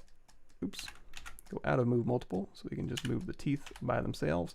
And they don't have to be flush with the face. They can be kind of hanging out a little bit, I think. From the side view, they actually have a little curve to them. So let's dial in a little bit of that curve. Let's do Shift D. So you can, you know what? I got it right there. Just use it. Let's go through here and do a quick, let's say we want to give it, yeah, we'll go there. We'll just do a quick bevel along here. I'm gonna hold down Control Alt W and just kind of pull this out just a little bit, just to give it a little curve from the side and the front. And then we'll hit D for dynamic. You know what? Let's play with our crease tolerance like we did earlier. So if I do a group by normals, that max angle is set to 45, and that seemed to grab all my edges great. So I'm going to do a quick geometry modify topology mirror and weld. Always turn LSIM off if you're going across symmetry, just in case, and then do another crease PG. It's crease level of 1, smooth sub of, crease level of 2, maybe it's a little bit better. Smooth sub of 3. Okay, teeth, face. Check my reference. Oh, I messed it up. So this actually, it goes in, so we can just use our move Acu to kind of pull in. So that's the general shape, but it caps here and swings back around.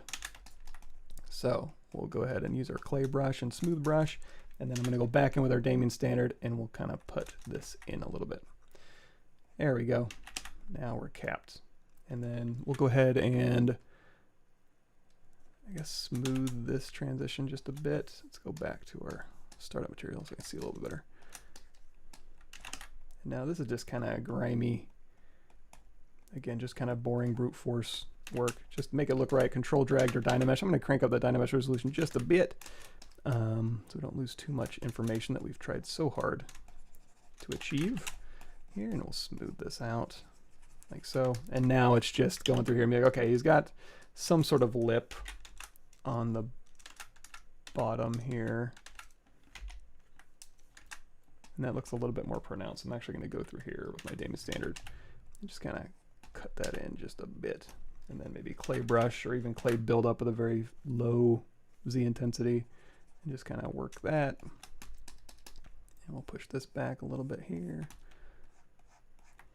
And this just gets into like little fiddly artsy interpretation stuff, so I'm not going to try and bore you too much with this. I'm just going to do some big fixes. So here with the clay brush, we'll smooth this transition out. And any move brush stuff I need to do, you can use H polish if you really want to kind of, you can hold down Alt and let go of Alt, and you can just polish these as needed. All right, close enough, right? So now, how do we want this head to integrate with these eyeballs? Or do we? If you don't, you can just have the eyeballs just there, and they're fine.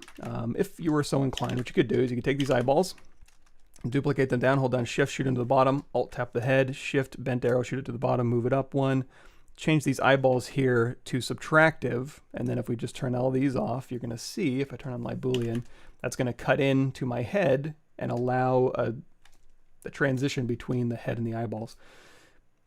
Totally fine. You know what? I'll go ahead and I'll roll with it. I don't know that we're going to be, I mean, if you're going to be doing like crazy expressions, oh man, my voice, like this, then you may, boy, you need a whole face rig for this, but you would probably just do that as a one-off. You just go through and resculpt the face and do what you need to with the eyes and stuff. But he's pretty neutral here. So,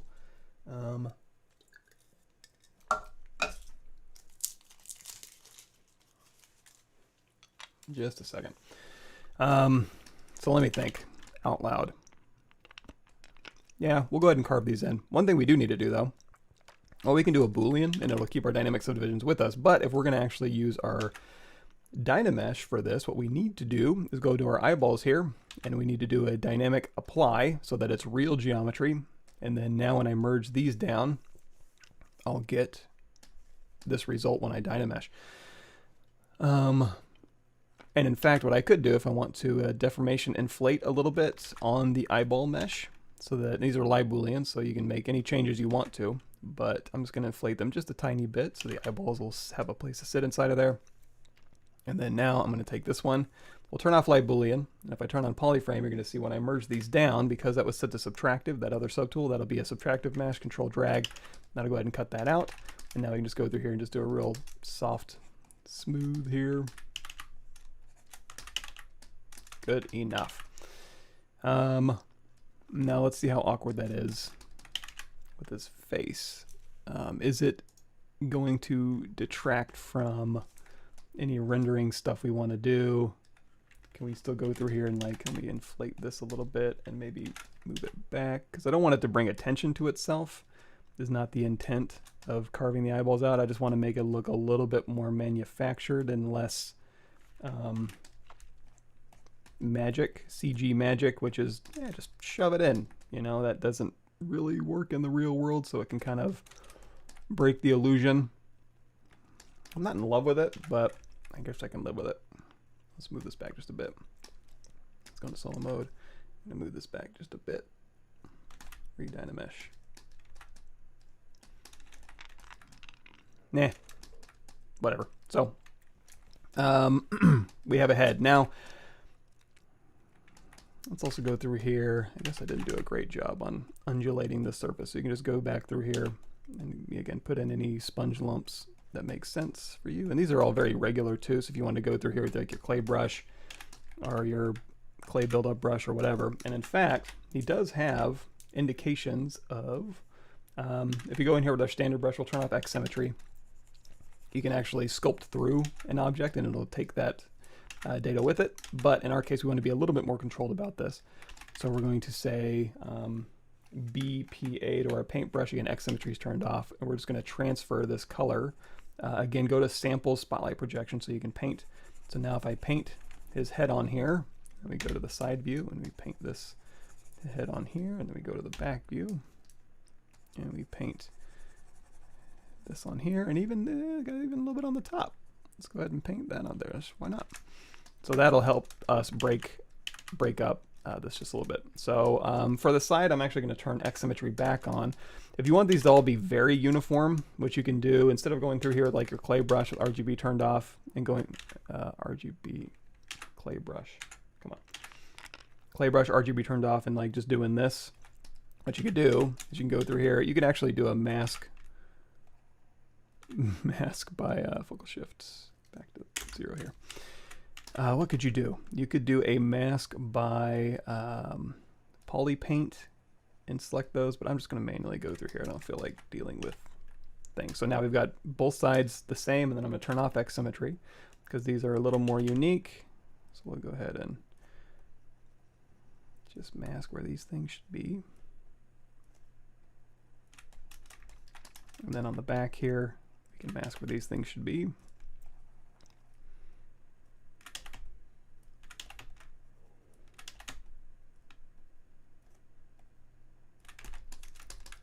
So now, if I control tap to invert this, you can go down here, and if the mask is kind of messing up how you're looking at your object, you can go down here and turn off view mask so you don't even see it. And then we'll say shift, turn off our Polypaint, and now I can go through here and deflate all of these at once.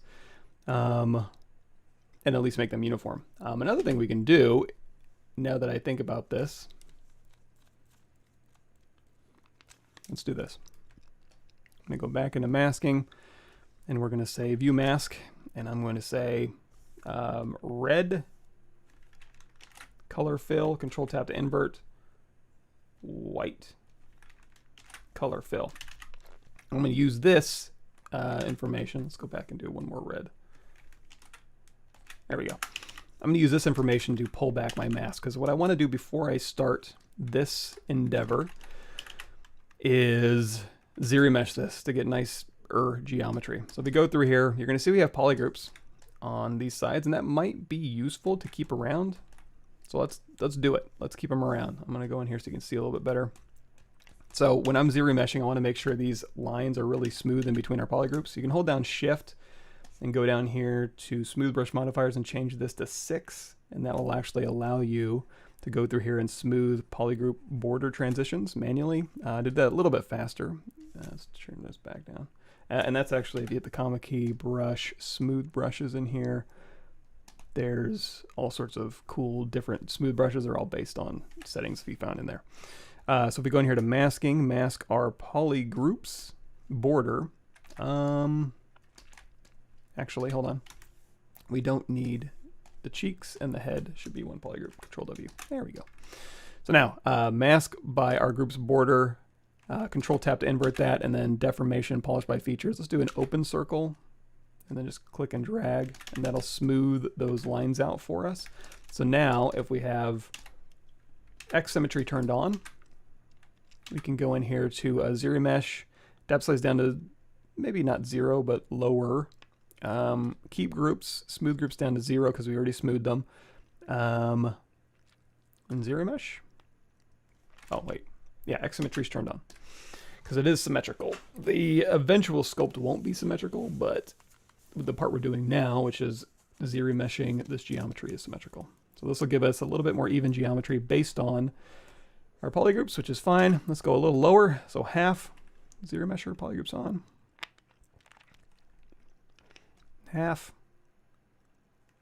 All right, we're getting somewhere. Now, before we get too low, what I like to do is if we go back here in our history, you're going to see this is our point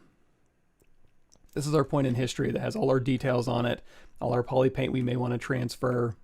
So we're going to control, you know what, let's do this. Let's do edit, delete older, undo history, so it's just easier to see. Hold down Control and tap this point in history with, again, with all our Polypaint and all our details. We'll go forward to where we're ZRemeshing, and then I'm going to do a quick project way up here, project history. So then you can project history, and it says, yeah, you want to do Polypaint data? Say yes. So here we're going to project our vert information back and our Polypaint to the stored point we have in history. So, you know, I keep going lower, ZRemesh half. And then while we're getting lower, I always like to kick it back out to project history, just make sure my verts are where they're supposed to be. Let's go a little lower. Project history. And if you want to do a different mid-line algorithm, you can go into geometry where we're at ZRemesher, and then just hold down Alt when you click ZRemesh, and that'll give you a different midline. That'll give you a better result. So we'll go through here and we'll say project history. I think that's low enough. What do y'all think? I think I can live with that. So now we need to get our detail back. Simple matter of just hitting Control D to subdivide, project history, Control D to subdivide. Let's turn off polyframe so you can see what's going on. Project history.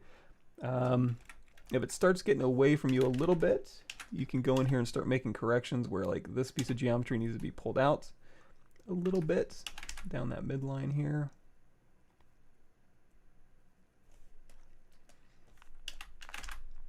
And another thing you can try is under the projection settings, you can crank up that projection distance so it'll grab a little bit better. So let's do another quick project history. Oh boy, that's way out there. Okay, let me go in here and help it just a tad.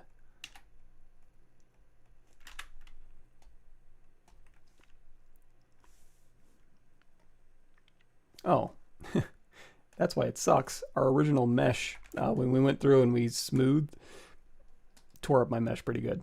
Whoops. Okay, no big deal. We can fix that. So that I can go and fix manually. So what I'm going to do actually is like this is close. So what I'm going to do is I'm going to hit Control D to subdivide. And then before I project, I'm going to say, hey, you know what? Leave this part alone. My original was not great. So I'm just going to protect this a little bit. And then we'll just do a quick project history. That'll go ahead and project all my detail. Got all my Polypaint back. Everything's looking as it should be. And then I can go back through here and we can, I was wondering why. Boy, and then I got a bunch of menus open, right? So this is why I have a custom menu. I don't rarely go in here anymore. So when I go over here, I don't go blind. So I collapse all these down. Most of what I use is just a custom menu right here. Again, if you're new to ZBrush, just joining us, this is easier to look at. So on ArtStation, look for those little turn down corners, enter to ZBrush, and then all the What's New series. That'll get you caught up. And then also the YouTube channel with the live stream, and you can do better searches on here. You can just go to this little thing and search for whatever you want. That will be a good one. Okay, let's see. Consider artistic freedom when it comes to matching reference. Yeah, it's an interpretation. So you can match a concept or a 2D concept that works from one view perfectly, but then when you move it in 3D, you might notice like, it looks great as long as you don't move the camera, but as soon as you move to the top or the bottom, left or right, it starts to fall apart a little bit, and that's where you need to interpret the 2D into the 3D, and there's tons of artistic freedom there when it comes to interpreting. Hey, the real Slim Shady. Well, shoot. Well, hopefully you can remember some of the questions. Oh, okay, here we go. How do we select a few polygons and change it to a perfect circle? Select a polygon and press circle, which changes those selected polygons to a perfect circle. There is, if we go here, and what's a good example? You know what? Let's just duplicate this off. I'm going to Dynamesh this back. Free subdivisions, almost always no. And in fact, let's Dynamesh this at a very low resolution. So we got plenty of geometry. So if I want to make these a circle, I can hold down Alt and just grab the ones I want to make a circle, and hover over a face and say Spherize, Polygroup all, and just pull. Is it not doing it? Is it not Spherize? Let me think. Polygroup border? Huh. Oh, is it because I have... Let's see. Let's try this. Oh, there we go. That one worked. Let's see how complicated I could make it. Okay, that one worked. Okay, that one worked. Huh. Okay, so basically, you know, any random, and that's probably not a great looking example of going here to Cube, make Polymesh 3D, and then you hold down Alt, and you just want to take these and spherize them. I don't know what this one does, but just pull up and Spherize Polygroup border. Actually, let's see, Polygroup all? Yeah, Polygroup all or Polygroup border. Polygroup border might be better in some situations, but yeah, that seems to be working. Hover over face, Spherize Polygroup. Cool. All right, so I'll delete that on here. Go back. Deleted. Okay, so now we got this. Now, okay, so we have the mask back. So we have all our detail back on our head, and we have subdivision history, which is going to come in really handy if you want to UV this thing for like displacement maps or whatever. Which again, if you want to like jump ahead or see what we're even making this for, it's basically did a little sponge soft body test here. So again, these are just easier to look at.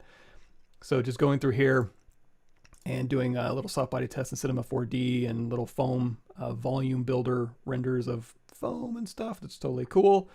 And then there's Patrick. And then this one is with the 32-bit displacement map applied to geometry on a low-res soft body so that I could get it to do its little rubbery, jiggly thing. But if you want to see all that, it's all here. 12 videos of that process. I forgot to mask the top of his head. Well, I think we'll be all right. Let's see how this goes. Let's finish this thing out. So let's get it rocking and rolling. I think we're close. So we have geometry. We have subdivision history, which is going to come in handy. We're going to hit Control D one more time. I'm going to go through here and just do a little cleanup pass. I'm going to hold down Shift and turn off RGB. So when I'm smoothing, I'm just smoothing geometry. I'm not smoothing Polypaint. And then because we stored our Polypaint, I don't even have to go in and paint and mask those again after ZRemeshing. I can literally just go through here and I can say mask by color. You can go mask by Polypaint and just click and drag on here onto the reds and it will mask your Polypaint. And then you can Control Tap to invert or whatever you need to do. I think even mask by intensity will just work. That's a little bit quicker if you want to assign a hotkey to that, depending on how your Polypaint's laid out. If you need more control, mask by Polypaint, you're one. So let's go down here, turn off our Polypaint so we can see. We can hold down Control Alt to sharpen up those masks. That's all under your mask settings, by the way. You can go in here to masking in here. So blur and sharpen, all that. But you can go through here. You can hold down Control to blur, Control Alt tap to sharpen, Control tap out here to invert. So all of this functionality is kind of built into hotkeys. Again, if you're new to ZBrush, it's this little Conan O'Brien looking dude. That's not really who he's based after, just oddly ended up that way. And that's being mean to Conan. This is just a weirdo guy. So here, in this, if you go in here and say, let's say, custom, so creating and saving custom brushes, and then also create your own custom interface. So video number 43 is how to set that up, make you move a lot faster. And also masking is what I was talking about originally. So masking basics, that'll show you how to do all the masking stuff. So check it out. What we're doing, oh yeah, so mask by intensity, Control Alt tap to sharpen it up a bit, Control tap to invert that, and then deformation deflate here. Great. And then if you ever want to go back and change those, what you can do is you can go back to where nothing was. You can Control tap that point in history, and then you can go back forward, and then anything you've done since then, you can go through here and adjust last, and then I'll go through here and adjust last. It also looks like it did a little weird thing with the masking part of that, since I did store in a piece of history with masking on it, but that's okay. So if you want to pop these out for any reason, or you want to push them way further in, you can just go through and do that. You can also just assign this to a layer and do that, but I think that'll work. Oh, and we didn't do the top of his head. So like what's called out. So let's see. We can just do that real quick. And you know what? I'm just going to turn off X symmetry, and I'm just going to manually go in here and just say mask, mask. Somewhere in here is a mask. I don't think it'll be perfect. In fact, it'll be pretty bad. But I can go through here and just kind of dial in. Again, it's that artistic interpretation, right? So we'll go through here and clean these up a little bit. And again, if you want to clean them up a little faster, you can Control tap to blur them and then Control Alt tap to sharpen them, and that'll kind of, I mean, you will lose a little bit of volume on your masks, but that's okay. And then Control tap to invert, and then deformation, inflate or deflate. We'll just deflate those just a bit. Okay. So now we're just ready for like render time, I think. Got everything blocked in. So let's make everything, I only got the shoes. I was gonna say, let's make everything look a little nicer, but we're getting there. So if we go to the side view here, we have another opportunity for Booleans, it looks like. I'm just gonna drop a cylinder 16 or something at the bottom of his foot here, and then shrink it down. Plug that into the base here. Now, when we're talking about LSIM turned on, so when we shrink it down, it doesn't do anything stupid. You know what, let's make it a cylinder 32 because we're gonna be Booleaning these things together. So again, LSIM turned on, and then we're gonna put the heel on here. And let's go ahead and let's split these mask points because we're gonna do something a little bit fancy. We're gonna go in here to knife curve, and then we're just gonna slice off the back half of this. So we have a little heel here. And then, oh, thank you so much. Ah, perfect. And then, so we want to make a shoe, right? And it doesn't have to be a beautiful shoe. There's not a ton of information to go on here, but I do want it to be a semi-functional shoe. If you want to do, I got a whole boot tutorial in here. It's old. It should probably be retired, but it's still kicking. So here you can kind of go from a blobby boot and just kind of, you know, follow through this. So, and there's actually a video series too. Yeah, 18 videos, just kind of walking through it. So again, I'd probably do it a little bit different if I was doing it today, and let's talk about that. In fact, speaking of YouTube, if you go through here and you just do shoe, I think we did one for Bebop. Yeah, we made a shoe for Bebop in here too. Boot tutorial, yep, it's all in there. So, okay, so we have the heel here, and we're just gonna make sure this is positioned appropriately. And then when you're doing a shoe, you know, these things, and we still have move topological turn on. You can go BMT for move topological. It's just move brush topological turn on. I always have my brush settings open generally. So I don't use that specific brush. I just turn it on and off as needed, but it's there if you need it. So we have a boot, and it's gonna go from the heel, and it's gonna be clipped off, and then this is gonna be kind of a transition. Let's go in here. Let's not use the knife. I just want to push these back. So I'm going to go through here and just use clip curve. If you have that points in history you don't need anymore, just control tap the latest point in history, control tap again, and then I'll get rid of that. So I'm going to go to the side view here. This is going to be trickier than I want it to be. You know what? Let's just use a move brush. I don't feel like explaining moving and deleting and mirroring. There we go. We'll avoid that topic. Okay, so this will kind of be a clean sweep into the foot here, and then from the bottom here, let's go ahead and turn off topological so we can say, let's turn it on one more time. Just get that up there. There we go, and then just get, all right, and flatten. All right, and from this view, we can't just go through here and clip curve back. Okay, that's generally what we're looking for here. And now the toe is gonna bump out a little bit further than this, and then this will kind of curve in like so. So again, it doesn't have to be a beautiful like boot or anything, just generally fitting the construction of a shoe and how it should be. And then just to check ourselves, we're going to go through here and make sure we're not too far off from the feel of it.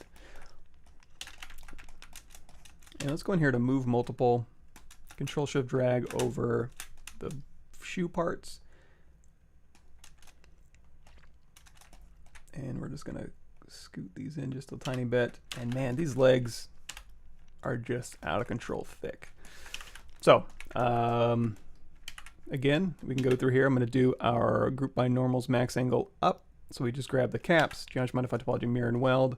Same thing for the socks, which we already have. I'm gonna go through here and I'm just going to alt tap on here, and let's do a UMesh polygroup all, so I don't have to worry about the gizmo. I can just alt tap on here and just gonna shift push back with our UMesh. Okay. I think we're good enough. And in fact, because I'm going to be Boolean these together, what I'm going to do is alt tap this, and I'm just going to make sure that these connect right in there. Now let's see if we can ZRemesh this. So what I'm going to do is I'm going to just Dynamesh these together. Fine. I'm going to go through here. I'm going to do a knife along the bottom just to give me a polygroup, and then we can clean this up just a little bit. And then this one, I'm going to take, you know what, we can just do this. Control Shift tap the orange, group by normals. So we have polygroups here, and I'm just doing this for ZRemesher. And then for the top, all right, let's do this. I'm not thrilled about it, but what I'm gonna do is this. I'm gonna duplicate this off, hold down Shift, shoot at the bottom, Alt tap the shoe, Shift, shoot it to the bottom, turn these both on. I'm going to increase, you know, I'm going to Boolean this, so I don't need to worry about resolution. So I'm going to take this one here. I'm going to say Crease PG, dynamic, just to smooth it out. I'm going to say apply, dynamic apply to make it real geometry. Put it down here at the bottom. Subtractive mesh, so when I Boolean these together, that's the result I'll get. That's just what I'm looking for. So Boolean, dynamic subdivision, make Boolean mesh, append. that UMesh here. We don't need our working files anymore, so we can delete our original foot and our socks. And so now here is our shoe, and we can use our polygroups here. Oops, we got one more thing we got to add, so let's turn everything else back on. We got our add our heel. So heel, hold down shift, shoot to the bottom. So I'm going to go ahead and say, here's what we're going to do. We're going to merge these down. And then instead of going in there, let's do a geometry modified topology mirror and weld. Instead of doing a Boolean operation and appending it, we just go in here to our gizmo, remesh by union. That'll do the exact same thing. And now let's everybody, actually let's undo that. One more thing I need to do. This polygroup, and I know it's just so stupid to spend so much time on a shoe that you're not even going to see because it's all going to be painted plastic black, but I just can't help myself. So we have these generally where I want them to be. So again, remesh by union, so everything's all sewn up. And then, you know, we can do one and just mirror it across. We'll make this work a little bit faster and easier maybe. So Control Shift Alt delete hidden, and then ZRemesh half adapt size down to 0. Keep groups, smooth groups down to 0 because they already should be pretty smooth. And there we go. We have a fairly good ZRemesh. Might need a little bit of help where it got a little bit confused. No big deal. We're going to say bridge 2 points. We'll just bridge across, hold down Alt and then tap Shift so we can just keep painting with these polygroups, and then Alt Shift, paint with those polygroups. So now we have red, green, pink. Everything's looking great. I don't need to snap back to another higher res version. We're just getting this cleaned up. So we can do same if you don't mind this resolution, or you can do half if you want to push your luck a little bit. Yeah, it's working fine. So now you have less geometry. Your geometry is where you want it, generally speaking. A little bit easier to go through here and get that snazzy, toony look you're going for. Let's go through here and just move these down just a bit so they're at least flush. And if you want, you can even go in here to mask, lasso. We can say mask, invert, W.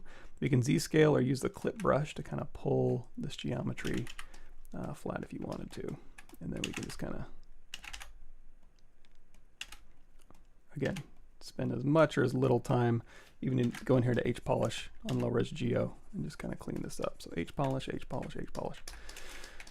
Okay, good enough. So let's do a quick crease PG, crease level of 1, smooth subdiv of 2, maybe. That'll kind of be our shoe look, and then we'll turn everything else back on. And for the socks, again, we're just going to crease PG, crease level of 2, smooth subdiv of 3.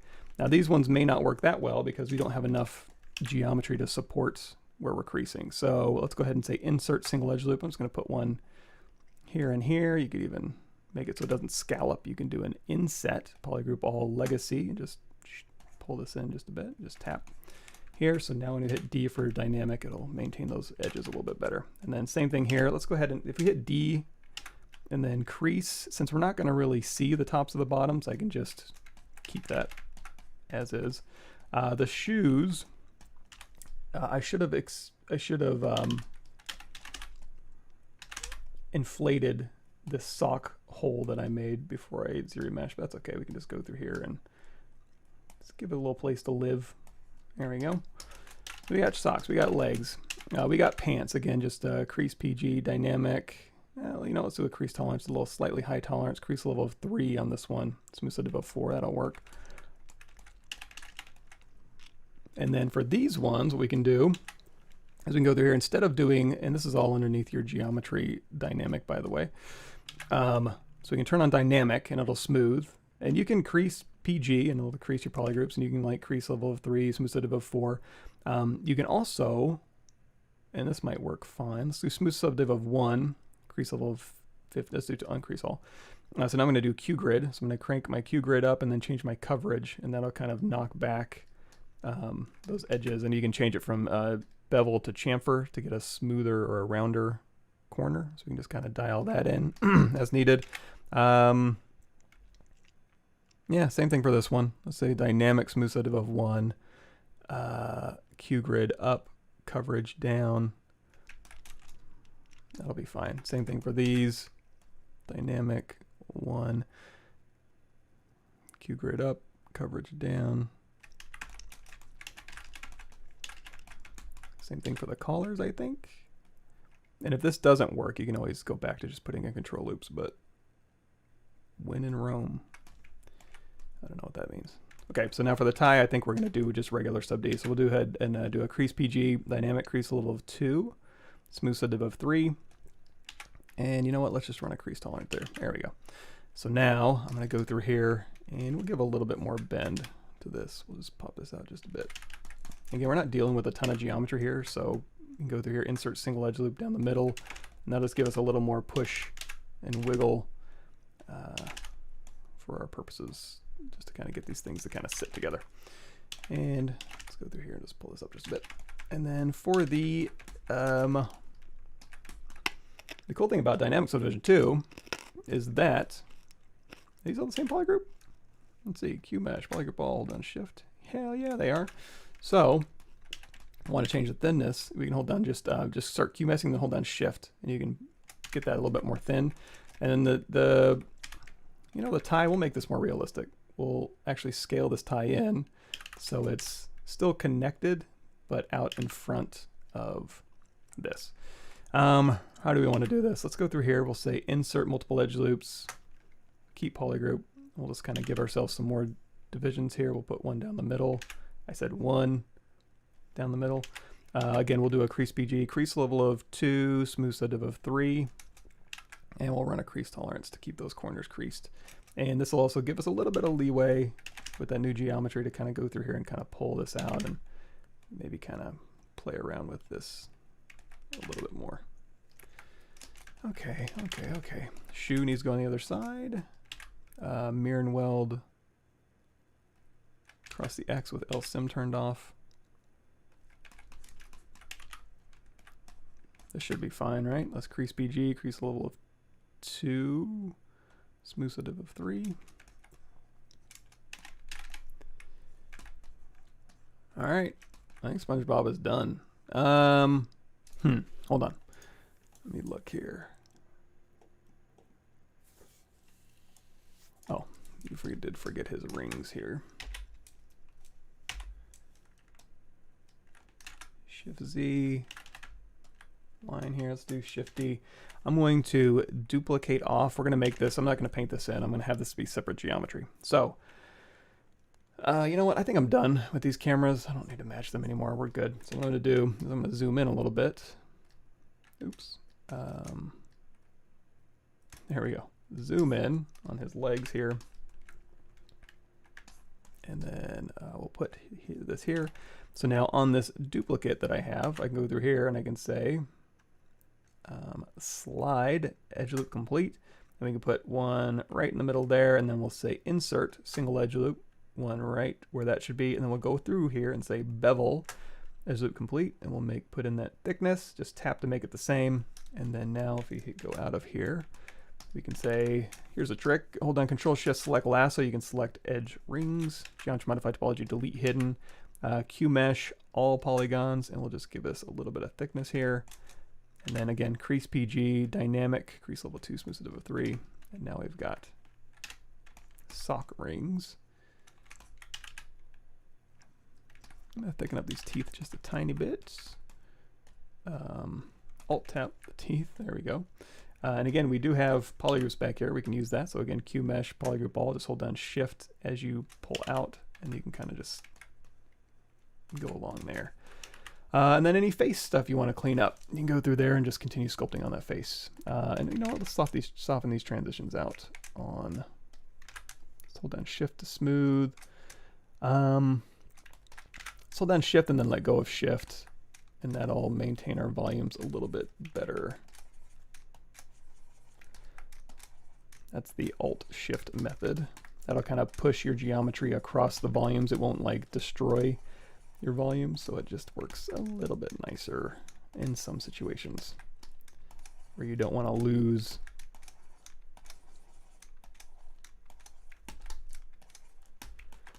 up here.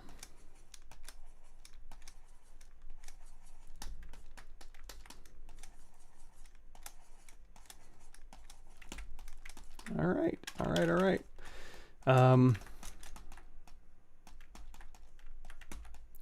paint and pose. Ooh, that thumb is awful.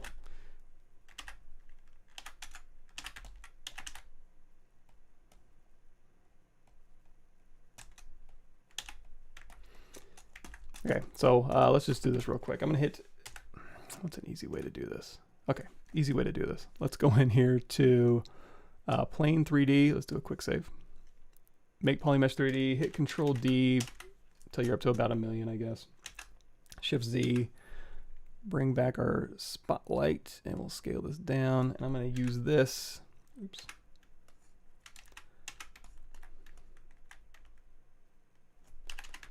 Again, standard brush with RGB turned on, or your paintbrush BPA will turn off light Boolean. So I'm going to use this color. So we're just going to color this on here. We'll switch over to Skin Shader 4 so you can see it a little bit better. In fact, you can even go to flat color, just the RGB values. When you're sampling, it doesn't matter what material you have turned on, but I don't know, just to see it better, I guess. Shift S to store a snapshot, and then I'm going to switch back to my model here. We'll go back. You know, let's do Skin Shader 4. And you know what, let's add a little subsurface scattering to that material. So underneath material, we can say wax modifiers, crank that up, and then go in here to render properties, turn on wax preview. And now you can get a little bit of a fake SSS going. Okay, so we're gonna tap C to sample, and then we're gonna go in here to Control-Alt-F, and we're just going to fill. Let's go in here to material properties, and we're going to say, what are we going to say? We're going to say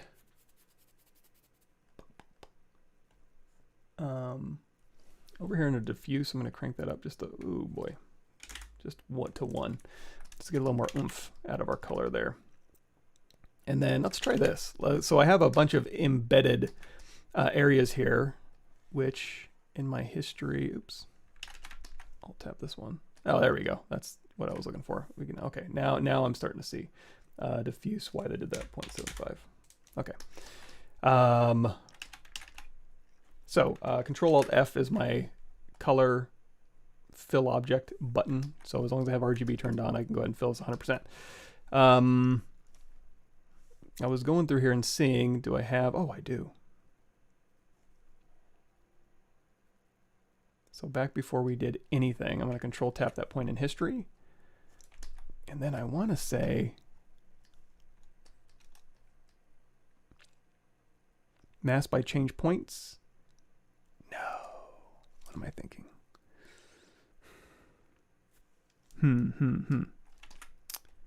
From that point in history. Oh, did I not store it? Or did I undo what I did? Okay, Control tap.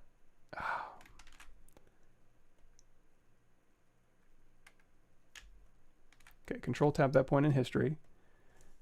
Mask by change points. Mask by change points. Okay, that's not gonna work. It gets rid of my history. Okay, what's an easy way to do this? Let's go to masking, mask by peaks and valleys. Mask by smoothness. No. Mask by depth. No. Mask by cavity. No. This is where I get lazy. You can hold down Control and just say mask pin, and I'm just gonna fill in the backs of these. It's just boring as all. I'm always looking for that magic solution. But when in doubt, if it's only going to take you a couple minutes, just do it manually. If I was thinking through the process more clearly, I might have started polypainting earlier, and then when I had the stuff being dialed in, I could have just colored at the same time. But sometimes I get caught up in just modeling to the detriment of everything else in my whole life. Here. Let's see if my coffee is cool enough to drink. And again, I'm just masking. So I can go through there and I can just fill it with whatever polypaint we need. And then I can clean that polypaint up, and that'll be good GTG.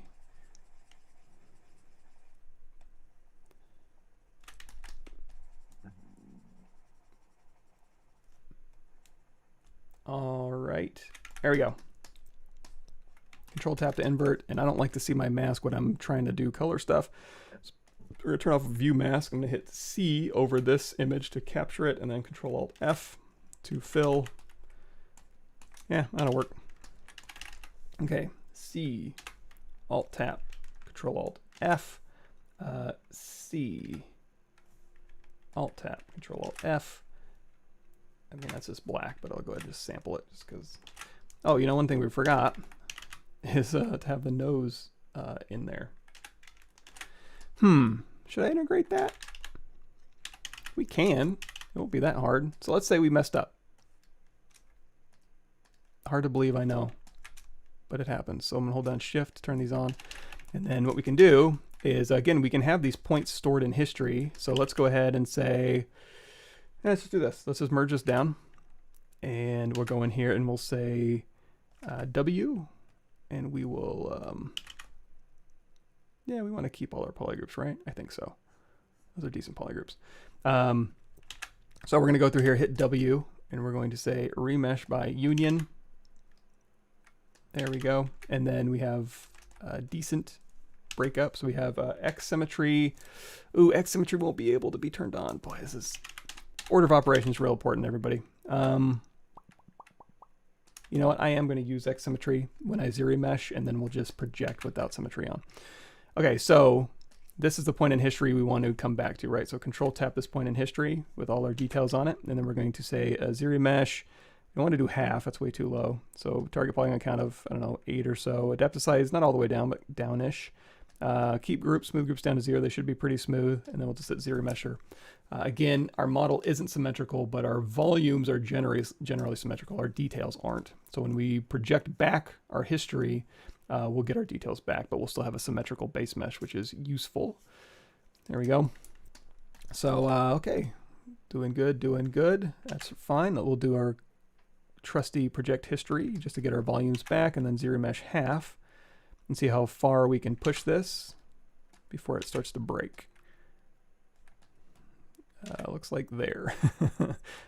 We can try, again, like we did earlier, hold down ZRemesh, geometry, ZRemesh, hold down Alt, and we ZRemesh half. That'll give us a different midline.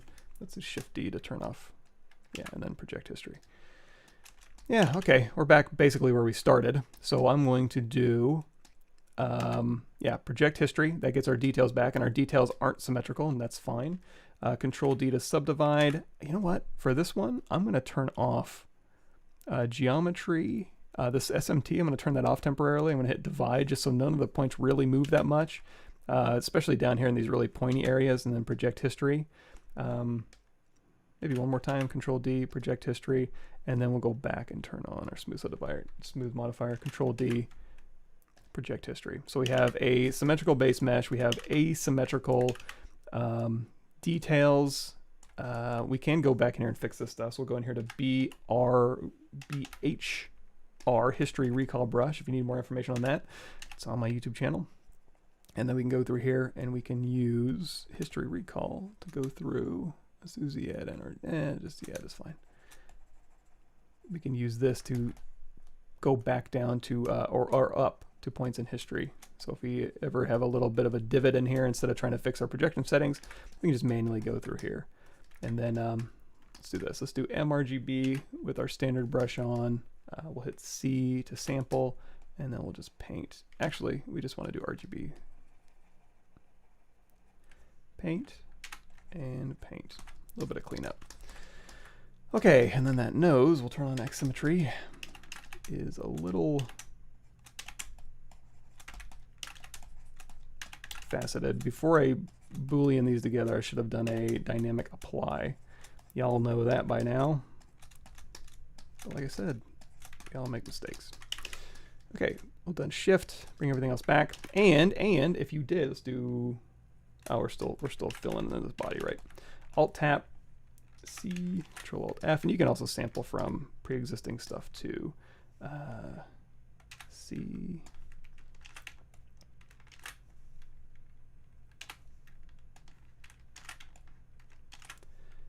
Black.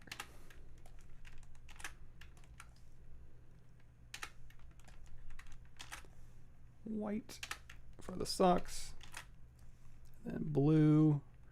The eye blue, you know, that looks a little bit more saturated. And then the top rung, we just want to do the top. And then the other one we want to fill with this red. Perfect, perfect. Again, black. White. And this is kind of a little nostalgic trip. The first NURBS model I made at Ringling was a SpongeBob character. I wonder if I had that in a CD somewhere, in a binder. Maya modeling in 2003, 2002.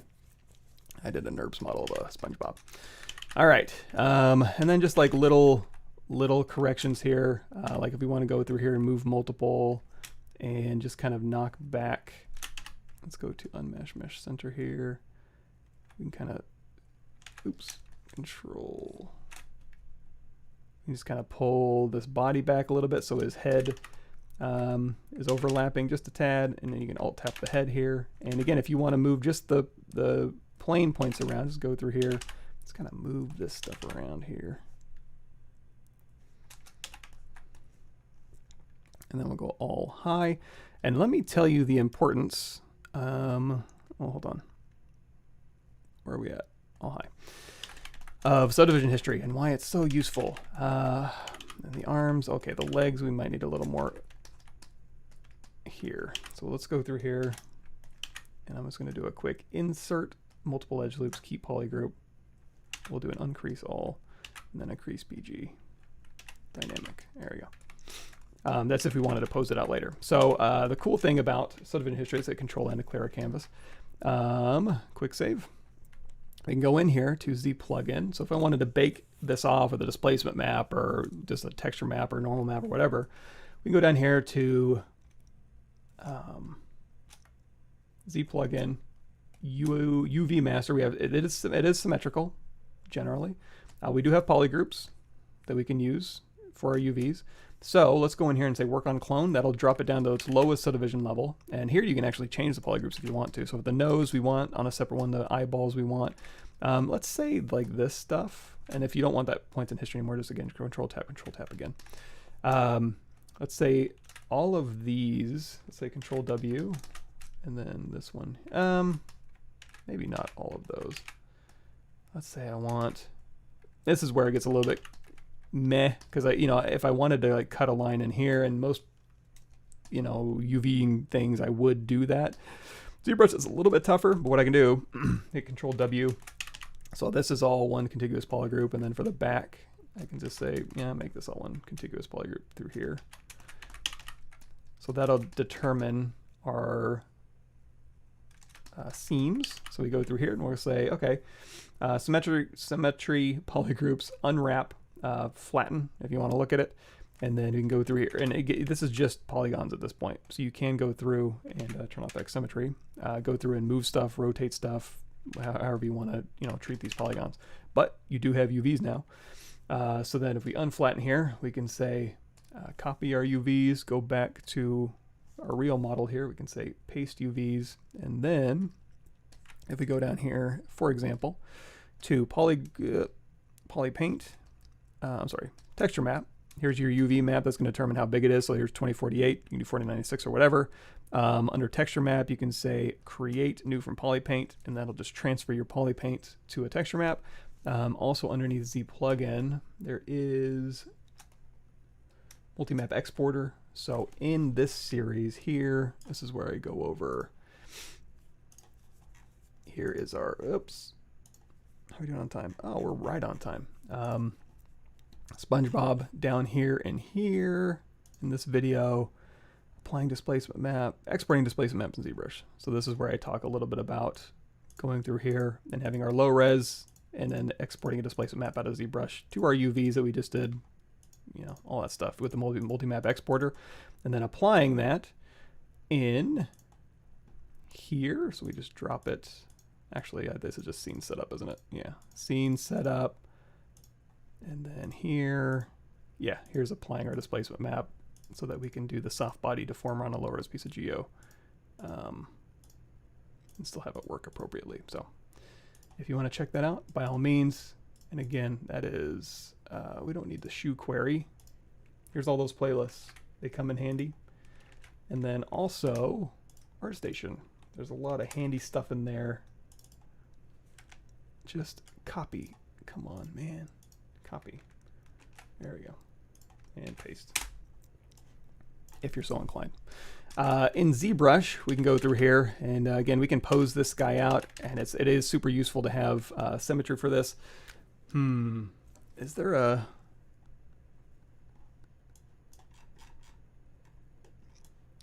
sorry, I don't... Let me see if I can find a... Spongebob.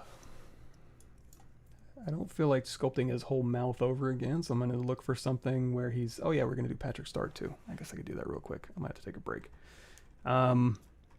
He goes a lot faster. Yep. We could just do that's just standing there pose. Jumping pose. That's kind of a fun one. So we can just do that real quick.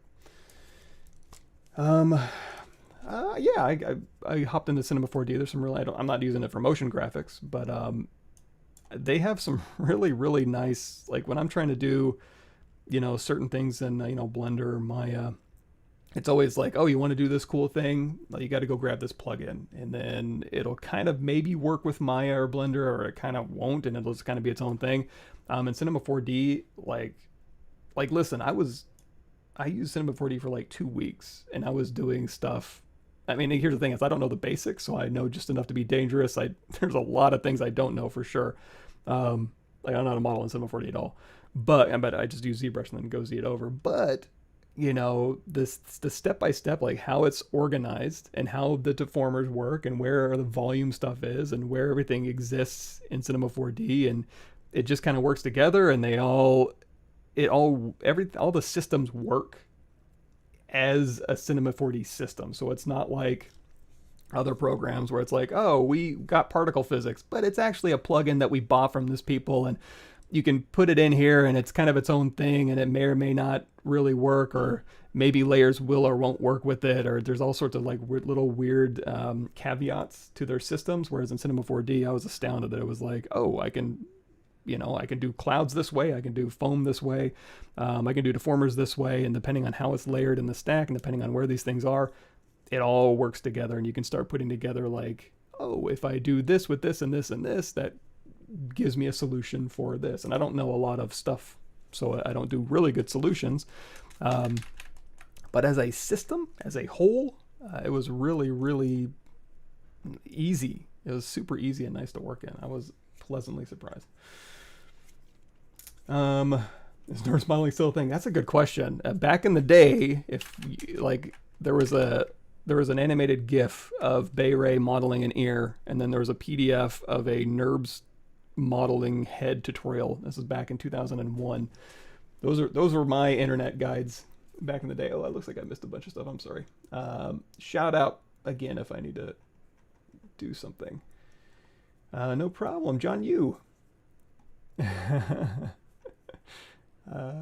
Any new Houdini tutorials? I recently got into. You know, speaking of Cinema 4D, you know, there's a ton of stuff you can do in Houdini, but at the same time, it's like if I wanted to do the soft body simulation in Houdini and render it and do render passes and, you know, get my displacement working, I could do it in Houdini, but the learning curve for my brain, I would need somebody there, a Houdini person there with me to be like, hey, this is how you render appropriately. Whereas again, Cinema 4D, it was like, oh, settings, boom, boom, dial it in. Oh, this over here, boom, boom, boom. The series isn't that long, and you'll see how easy it is. And even in Maya, even in Blender, I would definitely have a harder time. Again, that's a me thing. That's not global. But again, I was very pleasantly surprised. I got into the USD workflow with Solaris and Arnold. Take on ZBrush to USD workflow.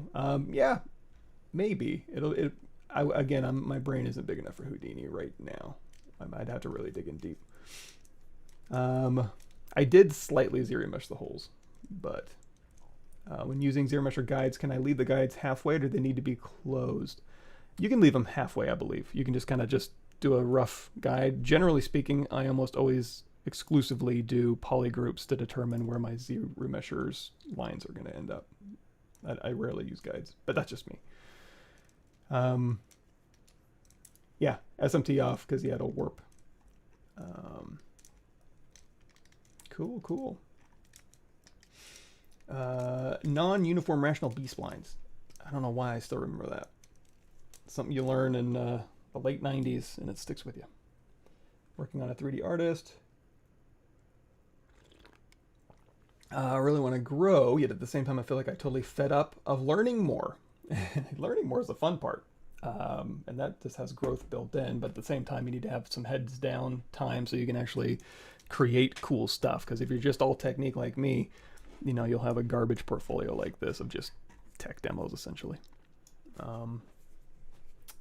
You know, I don't know if this is a real answer to you, but here in my blog, motivation and inspiration, you know, that just boils down to just the hardest part is sitting down in my seat and turning my computer on. If I can do that, I usually end up being okay. But yeah, you can know the theory, but each app needs to be done things in a specific way. Absolutely. And that's why I like, you know, in Cinema 4D, you can kind of pick up on, oh, this is how things work together with fields and deformers and, you know, the stack, you know, subdivision surfaces and how you stack those things together. But they all kind of work in every system in Cinema 4D. You can use those same terminology, those same objects, and depending on where you place them and how you place them, you know, you can kind of come up with some really elegant solutions. Let's do a little bit, something a little bit fancier. So we're going to go in here just while we're in here. Oh yeah, we were going to maybe pose this. Oh, we should have done a chef. Yeah, it's too late. So we can go through here, and I had, oh, and I have more blogs too. So if let me just go here. My profile. If you want to, and these need to be rewritten because some of them are just bad, but for what it's worth. Yeah, my portfolio isn't very tailored, I should say. It's just stuff. 3D environments, like to have your opinion on large buildings that you have to sculpt but cannot bake due to the size. They can retain the sculpted forms and have a cleanest topology for light map baking. Oh, that's a tough one. So it's large building that you're sculpting, but you can't bake due to the size, but you will have to have topology for light map baking. Maintain the sculpted forms. I mean, you could do, it'd be like a photogrammetry trick where it's essentially you bake out your macro volumes and then you use tiling materials so that you can walk up to it and not be blinded by pixels. That's a tricky one. That sounds like more of a trick or a environment process than anything I would have my brain be able to do. Practice paths with specific exercise challenge. ZBrush can be overwhelming sometimes. Yeah, that's, you know, I just got done with my CGMA course, and essentially it's very open-ended. You know, make whatever you want, and I'm here. Here's the CGMA class, which I need to go through and revamp this. But essentially, you know, Unit 0 is on my YouTube channel. You can just watch that for free. And then weeks 1 through 1, 2, 3, 4, and 5 are just techniques that kind of build on each other. They kind of starts out Blockout, gets more refiney, gets more smaller and smaller and more detaily as we work through. But I'm there to kind of help them go, hey, I'm trying to make this. All I know is this. I'm like, well, use what you know to make that. And then I might jump ahead a little bit to be like, actually, eventually you're going to learn this. This will help speed you up here. And then by the end of week 6, hopefully over, you know, 6 weeks of feedback, I'm able to kind of string together elegant solutions for them. And it's really no different than what I'm doing when I'm live streaming.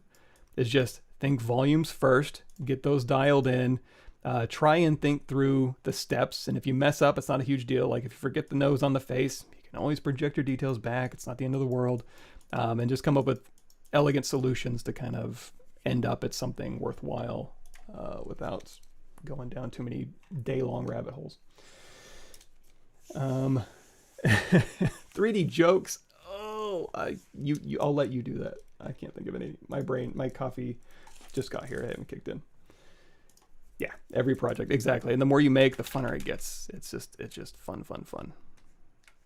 The fun in the sun, especially in Texas, where we are gearing up for a real hot, gross summer. What was I gonna do? Oh yeah, we were gonna pose this out. Did I not have? Hold on. Oh, there's SpongeBob. Okay, something like this. So what I would do is, again, most of this is dynamic subdivisions. Like, it's not even real subdivisions. But everything that does have subdivisions has subdivision history. So there's 1 and 2. The head has a bunch, 1 through 4. So if I want to pose this out, what I would do is go in here to ZPlugin. What was I doing? ZPlugin. Yeah, you can tell my brain's starting to go. I got up at like 4:15 this morning for some stupid reason. Transpose Master, T-Pose Mesh. It's going to take all my subtools, dump them down to the lowest subdivision level, and then merge them together. So if I wanted to go through here, and let's just do this. Let's just do it. Save image as SpongeBob ref. You know what? You're going to be a pain, aren't you? Fine. Print screen. Capture. Share file. Jump. There. I got it. That's a cool one too. Okay. Enough. ZPlugin. Wait.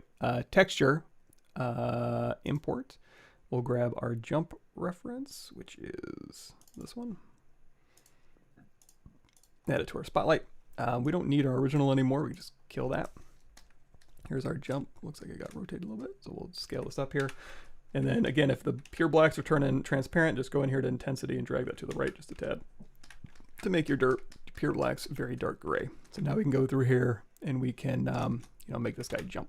So let's go in here to move multiple. I'll go ahead and rotate him back. And then while he's rotated back, let's go ahead and bend him. So let's go, again, I like a bend curve. I don't know what it is, but I'm just going to go through here and we're just going to kind of bend like so. Maybe even a little more drastic. Let's kind of pull this out here. Again, just going to get that overall volume. And then if we want, we could even maybe match this. I mean, you probably want to turn on perspective to match something that's drawn in perspective, right? So we'll go ahead and match this. And then it looks like the eyes are a little bit bigger, so we can fix that while we're in here too. And this is kind of a feather touchy thing. So we'll turn on X symmetry. You don't want to go too nuts. And underneath brush here, we'll say topological off. So it looks like, oops, we don't have anything saved. So this is going to be him jumping with his eyes a little bit bigger and his legs back and his arms akimbo. So we'll dial that in, and I'm going to store that spot in our movie timeline show. And then the eyes need to be bigger. So I kind of want to mask the top of the head because I don't want that to change too much. So we're going to control drag over the lasso and make sure the dog wasn't getting into something. Control drag over the top of the head, control tap to blur that mask, control tap, just protecting the top of the head basically. And then go through here and say little more big eyes there. Perspective on, there we go. And then he's just going to be smiling. We're not going to do the open mouth because I'm lazy, and everything else looks fine. So let's go ahead and take these arms. So Shift Z, then Control Shift, and we're just going to do one arm. So select lasso, Control Shift, oops, turn off X symmetry. Grab one arm, mask and invert, Control Tap.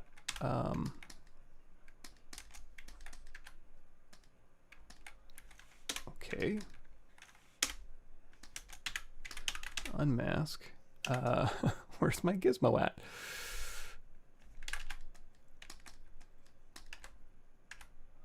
Can I just accept this? Be like, yeah, that's, oh, there it is. Thank you. Jeez. Okay. So we got this guy jumping. We have an arm here. So Control Shift, again, mask and invert, go ahead and set that pivot point. And this is just going to kind of be, just rotate it out like so. And it's up on his body. It's fine. And then we'll just rotate this so that his thumb is also out. His whole arm, doesn't really matter. And we could inflate this or, you know, scale this up too if you want to emphasize this arm. We'll play around with that. But before we get too far, we'll go ahead and say you can go back here. So again, it's stuck to his head, about where it should be. And then the other arm here, grab it, Control Shift A, mask and invert here.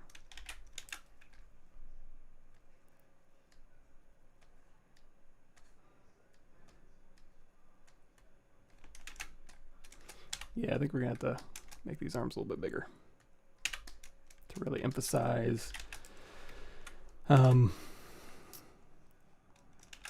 make this work a little bit. So let's do that. Control Shift, and I want them to be generally same-ish, right? So invert that. I'm just gonna go in here to unmask mesh center, and we're just gonna literally scale this up. We'll plug this one back in, mask, plug this one back in, a little bit closer. So now this arm, this is where it gets kind of tricky, because if I want to use deformers on a single part, I don't know that it'll work that well. And also, I need that picture back. It's just so I can have it available to me. Come on. Where is it? Where is it? Where is it? There it is. Okay. Yeah, it's up. It just looks kind of weird. Sorry, this gets into the boring part. So if I wanted to go through here, it is going down the axis. You can also just Alt tap on the shirt and go to Unmask Mesh Center, and or you can just Alt drag this around. So it's down the axis. If I was to go through here and try and do a bend curve, oh, thank God it works. So now we can go through here and I can say like, okay, let's bend this arm back and then pull this forward a little bit. So it kind of gets a little bit of that, you know, kind of bendiness to the arm. And then if we want to literally just pose the hand, you can hit W, say, Gizmo, hold down Control, and as you drag down the topology, it'll mask as you go. So then you can just go through here, and then we'll just use our camera based. So there we go. So that puts his arms back, and then his fingers are pretty skewed. And this is just an easy one. You just go through here, this mask a finger, just say, okay, skew this one, and maybe bend that out a little bit, and they're kind of flipped back too. So we'll say here. Bend this back, and then same thing here. Control tap to invert that. We'll say bend this back, like so.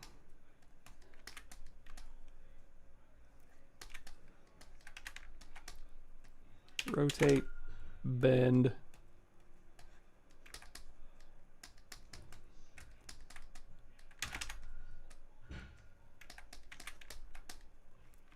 And then he has some more hand details that'll be interesting to put in there, but we'll leave that alone for now.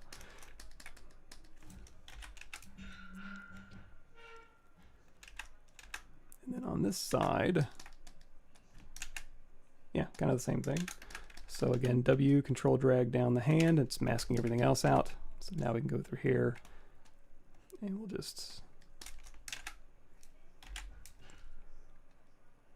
bend this back.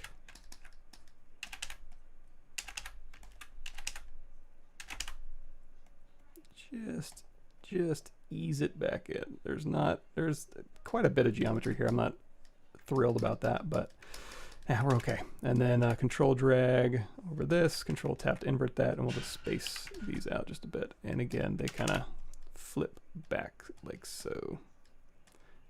And they also seem to taper a bit more, and we can just fix that in our sculpt when we head back over.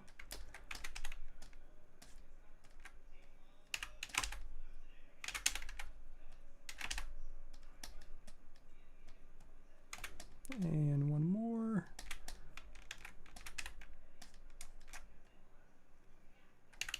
This is out, and maybe back a little bit, and up. Okay. Whew.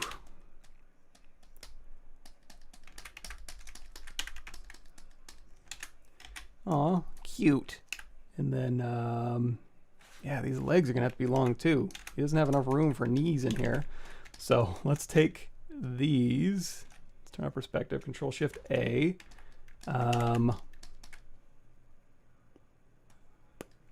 You know what we could do? He's got plenty of leg in there. So let's take all of this here. Control Shift A, Control Shift Alt to get rid of the legs here. Mask and invert, so I can pull these down and just have these just kind of being like, okay, he just got a foot taller. That's okay, because it's a cartoon. So now at least we have room for knees here. Bend. Just maybe a little bit more room. Okay, we're just going to put that right at the bottom there. We lucked out with that one. Okay, so we want to bend at the knee, and I guess these are fairly stagnant. So I'm just going to take these legs and do it. So leg number one, mask and leg number one, mask and invert.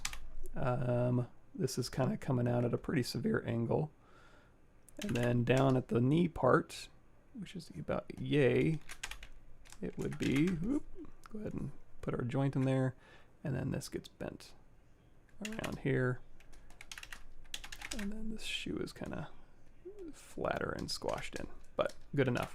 Again, I can go through here and do corrective fixes on that later when I have more geometry when we head back, but for now, I think that'll work, and then it just needs to be kicked out to the side, which makes sense. So again, grab, mask, grab, Control Shift A, mask, Control Shift tap, invert, W, Alt tap, and we'll just skew that out to the side here. And then since that's there, we can kind of dial that in. So I think it's just fine. So here, Control Shift A again. Where does this go? This one kind of just comes out here. So I think we can kind of leave that. Yeah, maybe backing in just a bit. And then at the knee point, which is here-ish, mask and invert. Go ahead and Alt drag down, and then we'll just bend this in as well.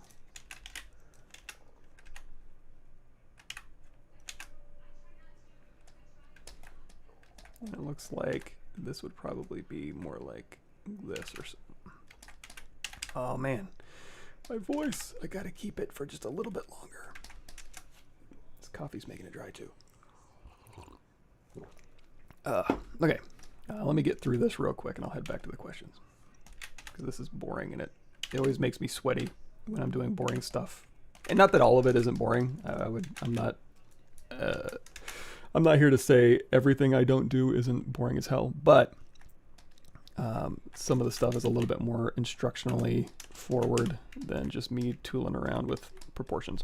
So I'm going to go through here. I'm going to thin this out just a little bit, maybe even taper it in just a bit at the top, just because that's kind of how it looks. And then same thing on this side. It looks like this is a little bit more tapered. So again, Alt tap that point in history, and then Alt drag in one axis to scale the other two uniformly, minus the third axis. And then we have little flared shirt here, and that just comes out of his head. I never really noticed that.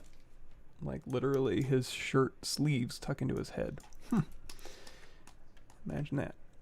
And the arms are just straight, and then there's more detail we need to add. So if we're happy enough with this, we can go through here, and I'm going to say, and we can still go through and change things that we need. Actually, let's do this. Let's go back to move topological. Even when you head back over, we can still make fixes, obviously, so it's not set in stone for now. But while everything's together, sometimes it's a little bit nicer to go through here and move things around together. And then we'll turn off topological if there's any major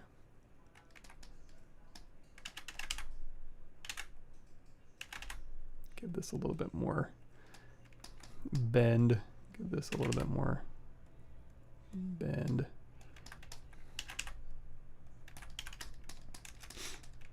Okay, whatever. Okay, Z plugin, Transpose Master. So transpose mesh back to our subtools. Oh, perfect. Oh no. What did I touch? Let's go back through and... Oh man, that borked the entire model. Well, we'll end on a high note here. Here's our T-pose mesh. Weird. And that just completely destroyed my working mesh. T-pose mesh. Did I have anything hidden? Anything masked? No. Well, you know, that's as good a time as any, and boy, it's just... So it's back a couple. And really, it only did... That's bizarre. And we could manually go through and update these positions, but I'm just wondering why. That's the Alt-Tab.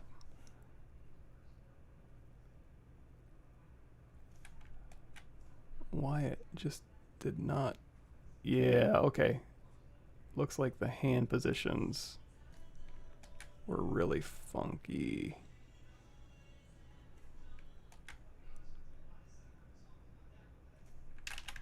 Huh. Wonder why it did that. Oops.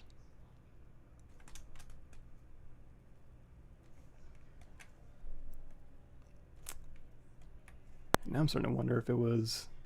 Like, does it need more points? Because we're working with some very, very low poly meshes. Not that that should make a difference, but now I wonder.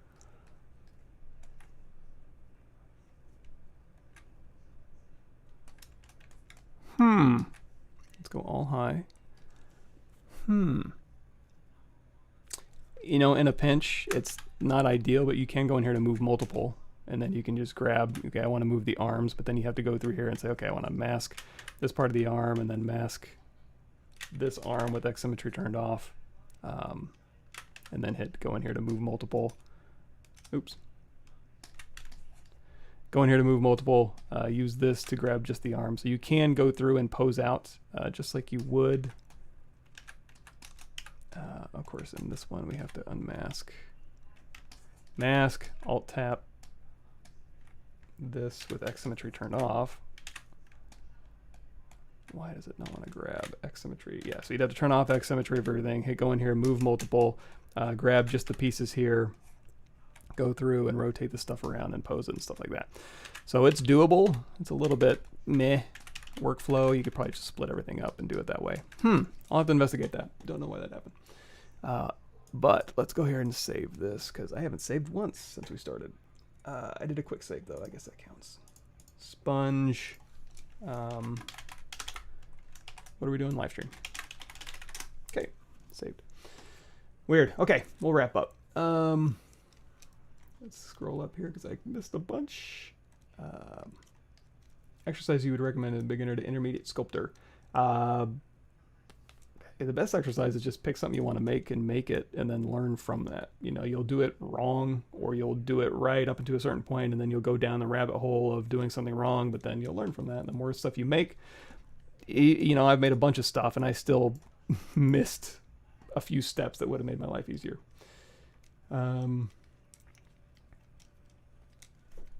Let's see here. How did the quad beat the N-gon? By triangulation. How did it beat it? I understand the terms. Oh, instead of strangulation, maybe? The Crease weight workflow is very cool. Yeah, it's a fun one. I just want to tell you I've been learning ZBrush 2 years. Excellent. Absolutely. Glad my videos help out and my voice, my droning voice hasn't made you too crazy yet. Wait for it. It'll happen. Cool. Where can new artists find a job? Hi, Jim, but I'm having some problems with deadlines, so I can't constantly make test tasks in time. Can you search these?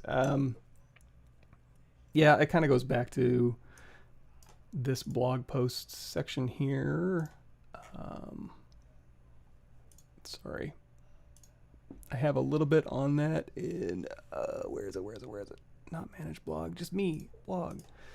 In here, breaking into the industry. And again, I can't really, yes, I'll be on Pixel Extremes next Tuesday, but I'll, of course, copy it down to my channel. This is just my opinion. You know, any of this stuff I even have in here, like, do you need a college degree? I can't answer that. You know, I graduated 50 years ago. We were just heading into Vietnam, and I was using ZBrush. No, I'm just kidding.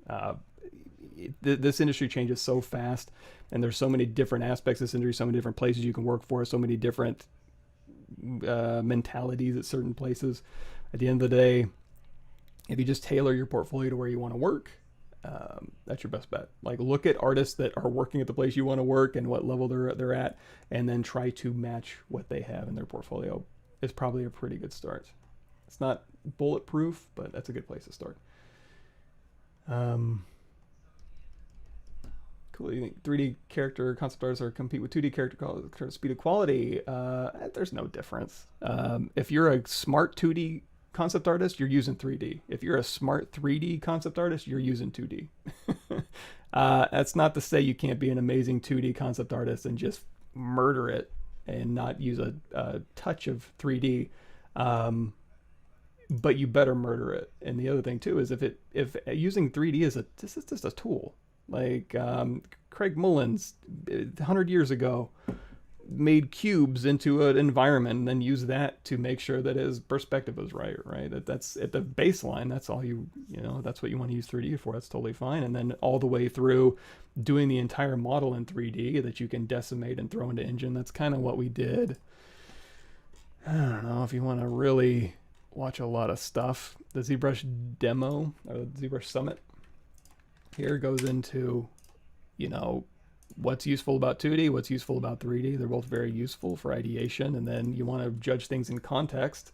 So, yeah, 2D, here's the other thing too, is 2D is technically faster, sure, but if you just stick with approvals in 2D, and then you spend 6 months getting it into 3D, and then you run around and you're like, oh, turns out when I was drawing on a piece of paper, it didn't quite work as well in a first-person shooter with the camera angle where it's at, with the lighting and materials and motion blur and everything else that goes into the end experience, which is not a 2D book. The end experience is a game. So if you're judging things on a 2D surface, expecting it to have any relevance whatsoever in the end game, 2D is a tool to make sure everybody, when you say, hey, I want this to be an apple, everybody in the room has a different apple in their head.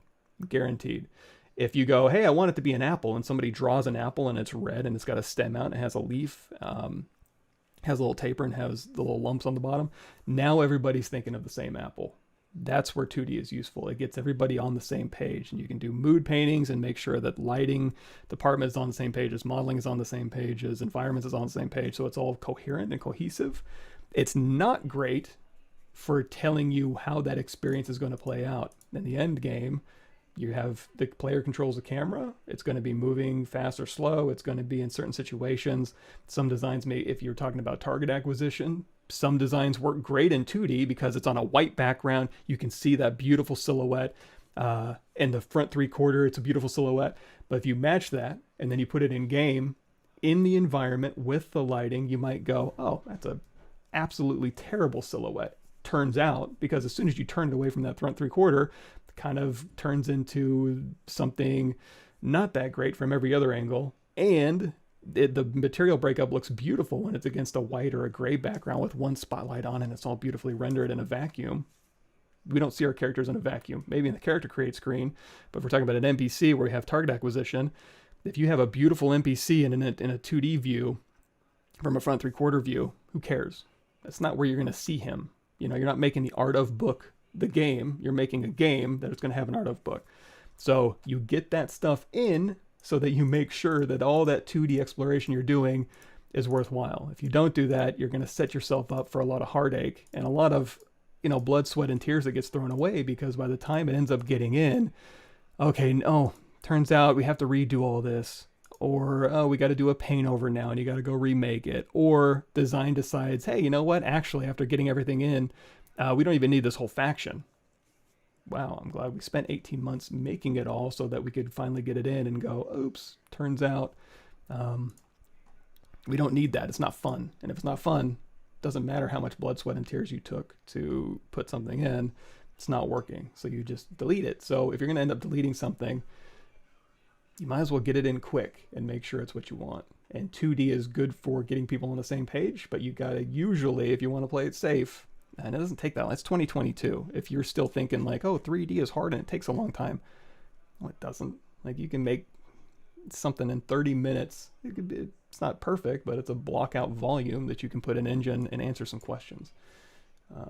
It's not rocket science. So again, back to the original question, 2D concept artists are just concept artists, 2D or 3D. And if you're really good at 2D, then you can compete. However, if you're really good at 2D, and if you're a really good concept artist, but you only use 2D, and you have another concept artist who uses 2D and 3D and is a good artist, guess who's more marketable? Probably the 3D artist. Number one, they're probably going to get stuff done a little bit faster because they have tools at their disposal to enhance and increase their 2D repertoire. And also, they have the ability to go, hey, I have a 3D concept, decimate it down, throw it in Engine. You know, whereas a 2D artist is going to have a disciplined step to get that part going. And the handoff is going to take a little longer, and the interpretation from 2D to 3D is going to be an extra step, and it's extra. So you can be a great 2D concept artist for sure, and you don't need any 3D at all. But 3D is just a tool. So a concept artist is a concept artist.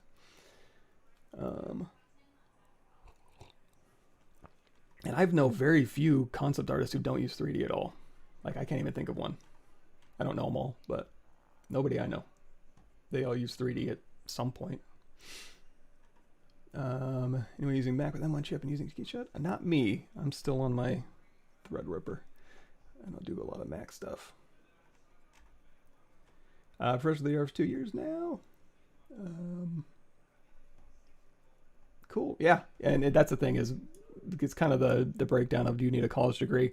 What I got the most out of college was the fact that it was great, and I learned a lot for sure.